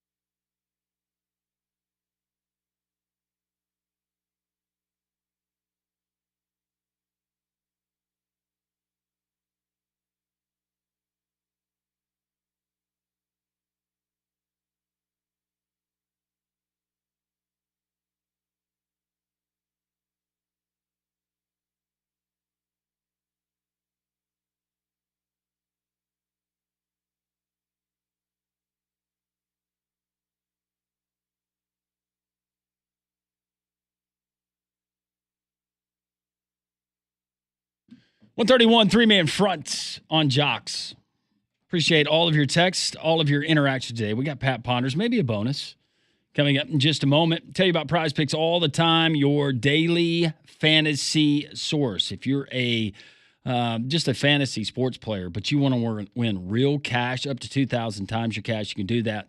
Download the Prize Picks app today. Fill out all of your information. Make sure you enter promo code WJOX. When you do that, your first $5 play, win or lose, you get $50 instantly back to the account. But you got to put in promo code WJOX when you download Prize Picks. Tonight, we're going to go to the Association, Conrad, and I lean on you. Unfortunately, yesterday, that was our first loss of the week. Thanks, Nolan Arenado. Yeah, Arenado did not come through for us. But tonight, we'll go Association. You've got OKC taking on Indiana, and we've got several options here. But let's go Tyrese Halliburton. More or less, 18.5 points. Ooh. Oh, with it being in Indiana, he had over 20 in Game 3. I will go more for Tyrese Halliburton. All right, so we're going to go more. So if he scores more than 18.5, that would be 19 or above. That is part of it. We have to have 2 projected to win. And then next we will go OKC. And how about Isaiah Joe? 2.5 points. 2.5 points? More or less than 2.5 points. I mean, if it's 2.5, we'll go more. All right, we're going to go more. So if we hit on both of those, more on both of those player projections, we're a winner. You can be a winner too. Download the Prize Picks app, promo code WJOX, and whether you win or lose on your first $5 play, you get $50 instantly back to your account. We appreciate Prize Picks. Let's do some Pat Ponders to wrap up the week, brought to you by Courtesy GMC. Oh, what you're thinking? Tell me what's on your mind.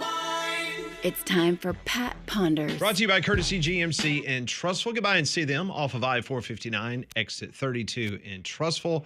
That's courtesybirmingham.com. Question number 1. What's the best SEC football game day atmosphere you've ever had? Where was it, and what made it so great? It would be a road trip.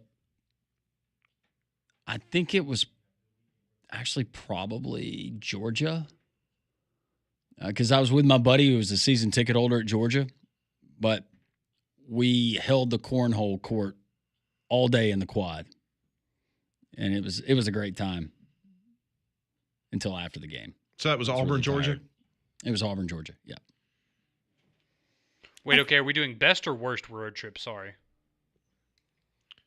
What were you doing? I was talking to Damien. He was... Do you not see him enough during the day? No. You do a show with him. Well, I know, but, you know... Are y'all going over, like, Monday's show, what you're doing during from the 6 to Damian 7? Mitchell show, he's very busy, so... What's the best SEC football game day atmosphere you've ever had? Where was it? What made it so great? I was way off on the question. For me, my favorite game day atmosphere that I remember would have been LSU in Alabama in Tuscaloosa in 2015, and it poured down rain all day long, and the entire quad was muddy, and it was awesome because everybody was just, as you can imagine, in that kind of a setting. You liked it. Everybody's sloppy and covered in brown mud. So, quick story, there was a kid, and it was sad at the time, but he was an Alabama student. He was on the quad, and he tried to slide across the mud and ended up actually breaking his neck doing this because he was intoxicated. Not good. The next semester had a class with that guy, and the icebreaker for him was, does anybody remember the LSU game? Some guy broke their neck, and it was a big scene on the quad. He's like, yeah, that was me. I'm fine now. So that would be my pick. Mine, I will go, sorry, Pat, this past year when I went down to Gainesville with my family, it was my first time in the swamp, and it was their game against Ole Miss, and they won. And it was rocking. Like I said, that was my first time in Gainesville. And I love the area. It was a really fun game day. For me, it was 2011, the game of the century, Alabama versus LSU. Just unbelievable, the atmosphere. Over 100,000 people that did not have tickets outside of Bryant-Denny Stadium just all day long. If you go back, if you're unfamiliar with that game, of course, LSU won in overtime. It was a field goal fest. But the number of players that ended up being drafted in the NFL set all sorts of records. It was ridiculous, the level of talent on both teams' rosters. It was unbelievable. Alabama got its revenge a couple months later. They beat LSU for the national championship, which basically was the end of the BCS. That's what killed the BCS, was a repeat performance against Alabama and LSU. But nothing of all the years that I've been doing this could top the Alabama LSU game at Bryant-Denny in 2011. It was just It's a great one. Yeah. unbelievable. All right, question number 2.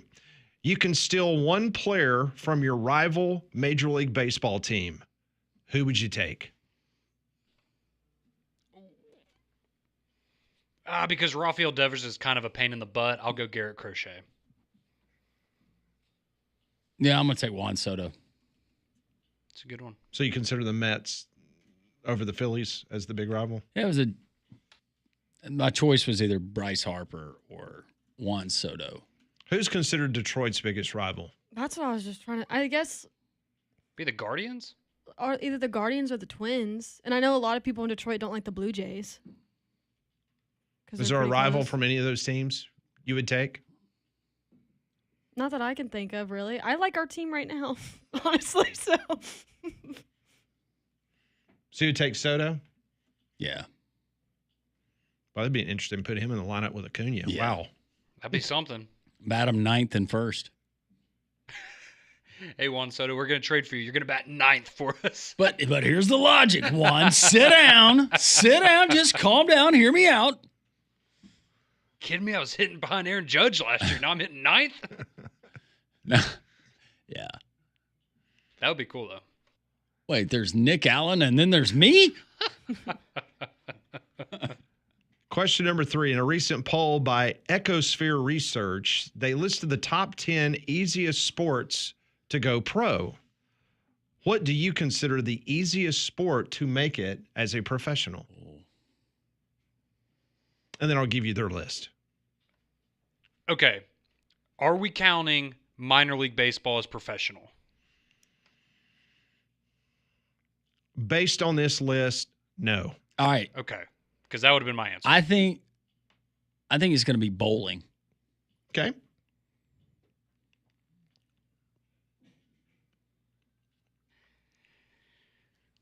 See, I was going to go, yeah. And golf is insanely hard, but there's also a lot of people on the PGA Tour. Right. I don't know. I guess I'll go golf. You go golf. I say that because I bowl in a league and I've seen numerous 300 games. And it's not like, I mean, maybe oil patterns in different places where you bowl, that's different. But essentially, it's the same. It's not like, well, you're hitting off of a college pitcher or a minor league pitcher. My dad was a professional bowler. No joke. Okay. We do a show with someone whose dad was actually a professional Okay, so you go bowling, you go I said golf. golf. Can I say breakdancing at the Olympics? Sure. Sweet. If that's a professional sport, sure. Professional breakdancing league. Okay, according to Ecosphere Research, coming in at number 10, ice hockey. Okay. 9, badminton. Okay, so okay. Oh, okay. 8, curling. Yeah. 7, basketball. 6, soccer. 5, MMA or boxing.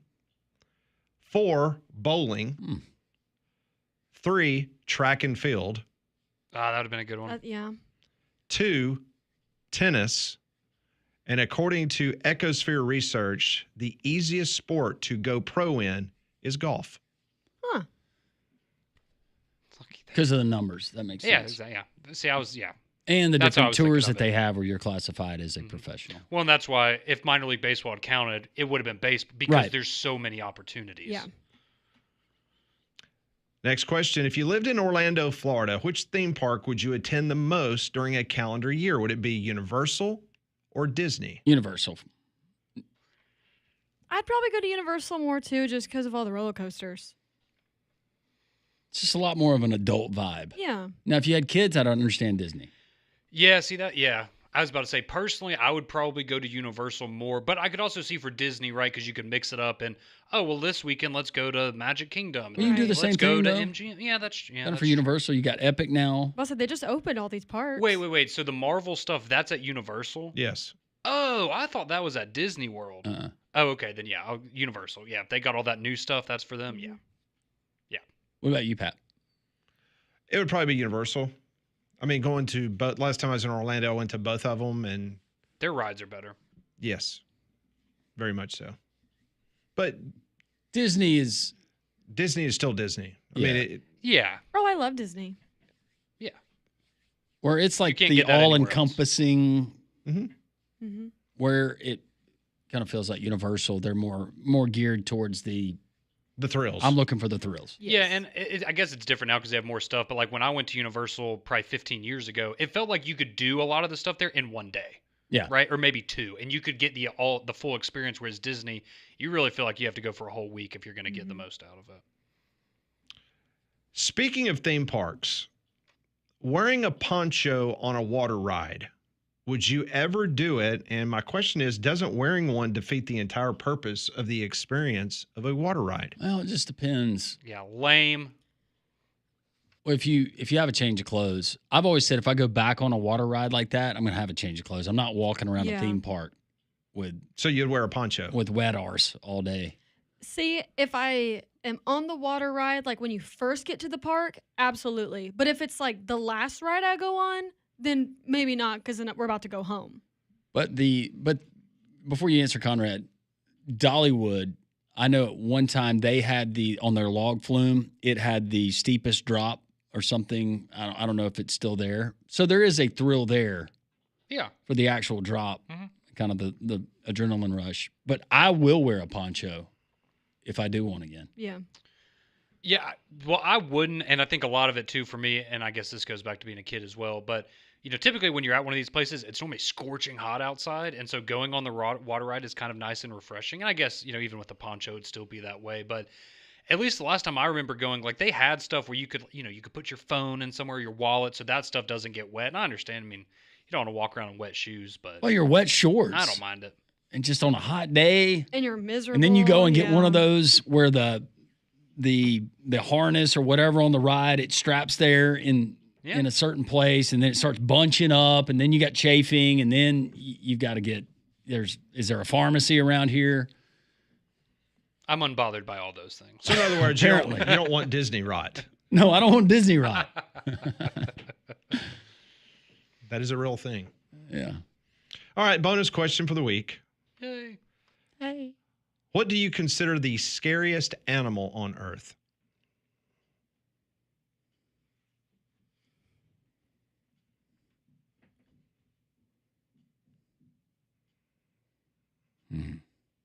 That's a really good question. I think for me, it's going to go back to the great white. Landrum goes shark. The speed, the distances they can travel. Mm-hmm. It's a good one. They can jump out of the water. There's just size, teeth, little beady, just lifeless eyes. See, I'm thinking straight from the pits of hell. Back earlier this year when my parents went to Australia, and the pictures of the spiders that they were sending me. Yeah, no. Spiders? I hate bugs. I would probably go killer whale, because I'm kind of like you. There's just something about an animal in the water where I would not be at an advantage in any sort of way, right? Like that freaks me out, and just how massive they are, and just thinking about, if those things are eating great white sharks, and what would it do to a little human like and me? That's true. That kind of thing. But I always go back to SeaWorld, Free Willy, and I like to think of the killer whale in that light. Yeah. I've never seen an endearing story about a great white. Well, you must haven't seen Jaws 4. Jaws 6. It's a reunion story, actually. Jaws gives back. Well, Finding Nemo, the shark turned a different leaf. Well, that's a little bit different. After getting talked down, fish are friends, not food. What about you? It would be a shark, absolutely. No doubt. The polar bears, we don't. See, I was going to say bear too because, the scary thing about those is, like they can climb trees and things like that. So you're done. Yeah. Unless you're Leonardo DiCaprio. Any Revenant. apex predator. Yeah. Mm-hmm. That's this week's Pat Punters. Courtesy GMC brings it to you each and every day. Visit them online, courtesybirmingham.com. We see good, we see bad. Conrad has seen something bad. He'll tell us what it is next.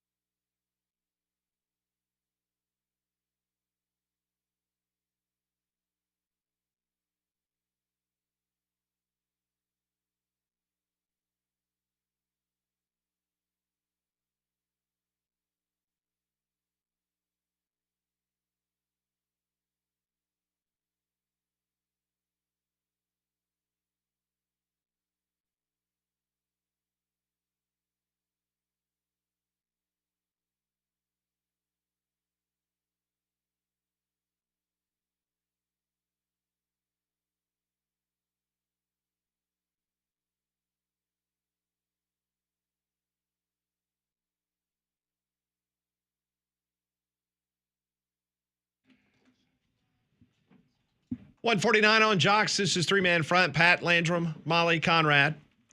Paul Feinbaum coming up at the top of the hour. We're still waiting the final cut line.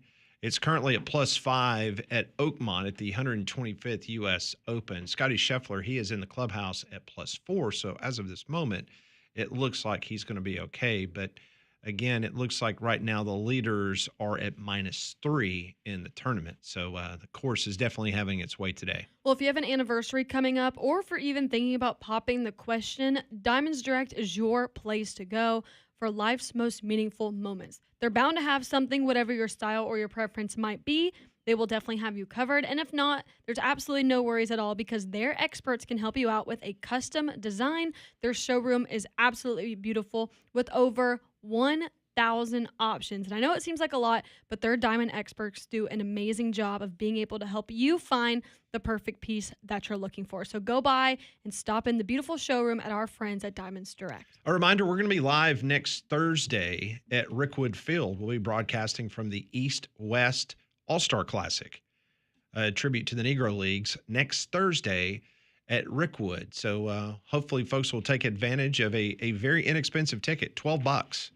Get you in. And if you did not have an opportunity last year for the Cardinals and Giants or the Biscuits and the Barons, this will be a great opportunity next week to be able to check us out and come by, see some baseball, some extremely great legends when it comes to Major League Baseball. This is going to be a real game. Gary Sheffield's going to be there. And Gary Sheffield is ready to absolutely rake. Golly, one of many. Andrew Jones will be there, former Brave great. Every time Gary Sheffield got up to the plate, it seemed like he was going to just violent. Yeah. Speaking of Had violence, that chaw in. Yes. Speaking of violence, Conrad at times sees things that he doesn't like. He tells us he doesn't like them, but I think some of them he actually does. Yeah, he's weird. This is the worst thing he's seen.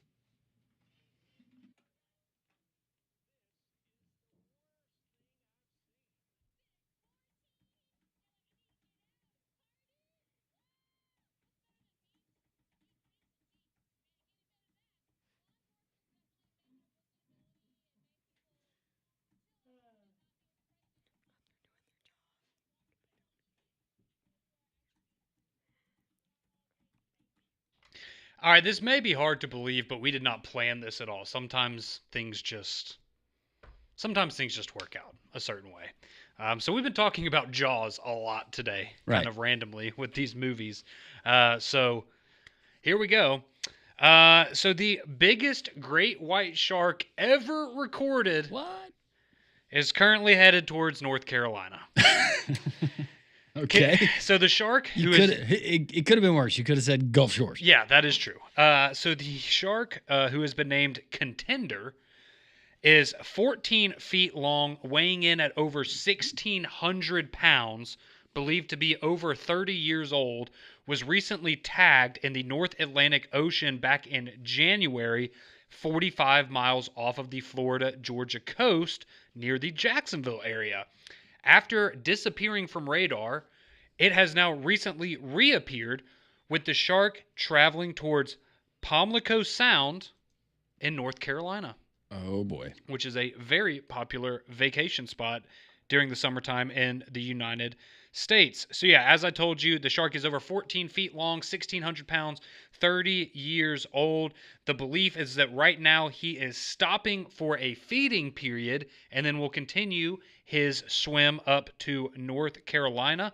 According to Dr. Harley Newton, who is a chief scientist based in Florida with the tracking of great white sharks, she says this time of year, white sharks are starting their late spring and early summer migration between May the 16th and June 30th, where they move from their southern overwintering area to their summer-fall foraging areas in the northeastern United States and Atlantic Canada. So that makes some people believe that you might not just have Contender to deal with when it comes to great white sharks. Let's see. It says the tagging process, some researchers were able to capture Contender alongside their research vessel off of the Jacksonville coast before tagging it, letting it free, and now rediscovering it headed toward North Carolina. And then according to scientists as well, they say that the size of the shark may be due to rich food resources in the region and would help him prepare for his journey that they believe to be 1,000 miles or longer each year. So if you're heading to the North Carolina beaches anytime soon, watch out for our buddy Contender. It'll be hard to miss him. So that's the largest great white, I'm guessing, with poundage and also length.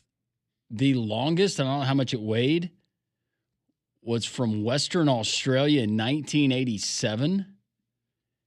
19 feet, 7 inches. Yeah, I'm good. How big was Jaws? Anybody know? All right, be safe out there this weekend. If you get in the water, have a friend. Keep the head on a swivel.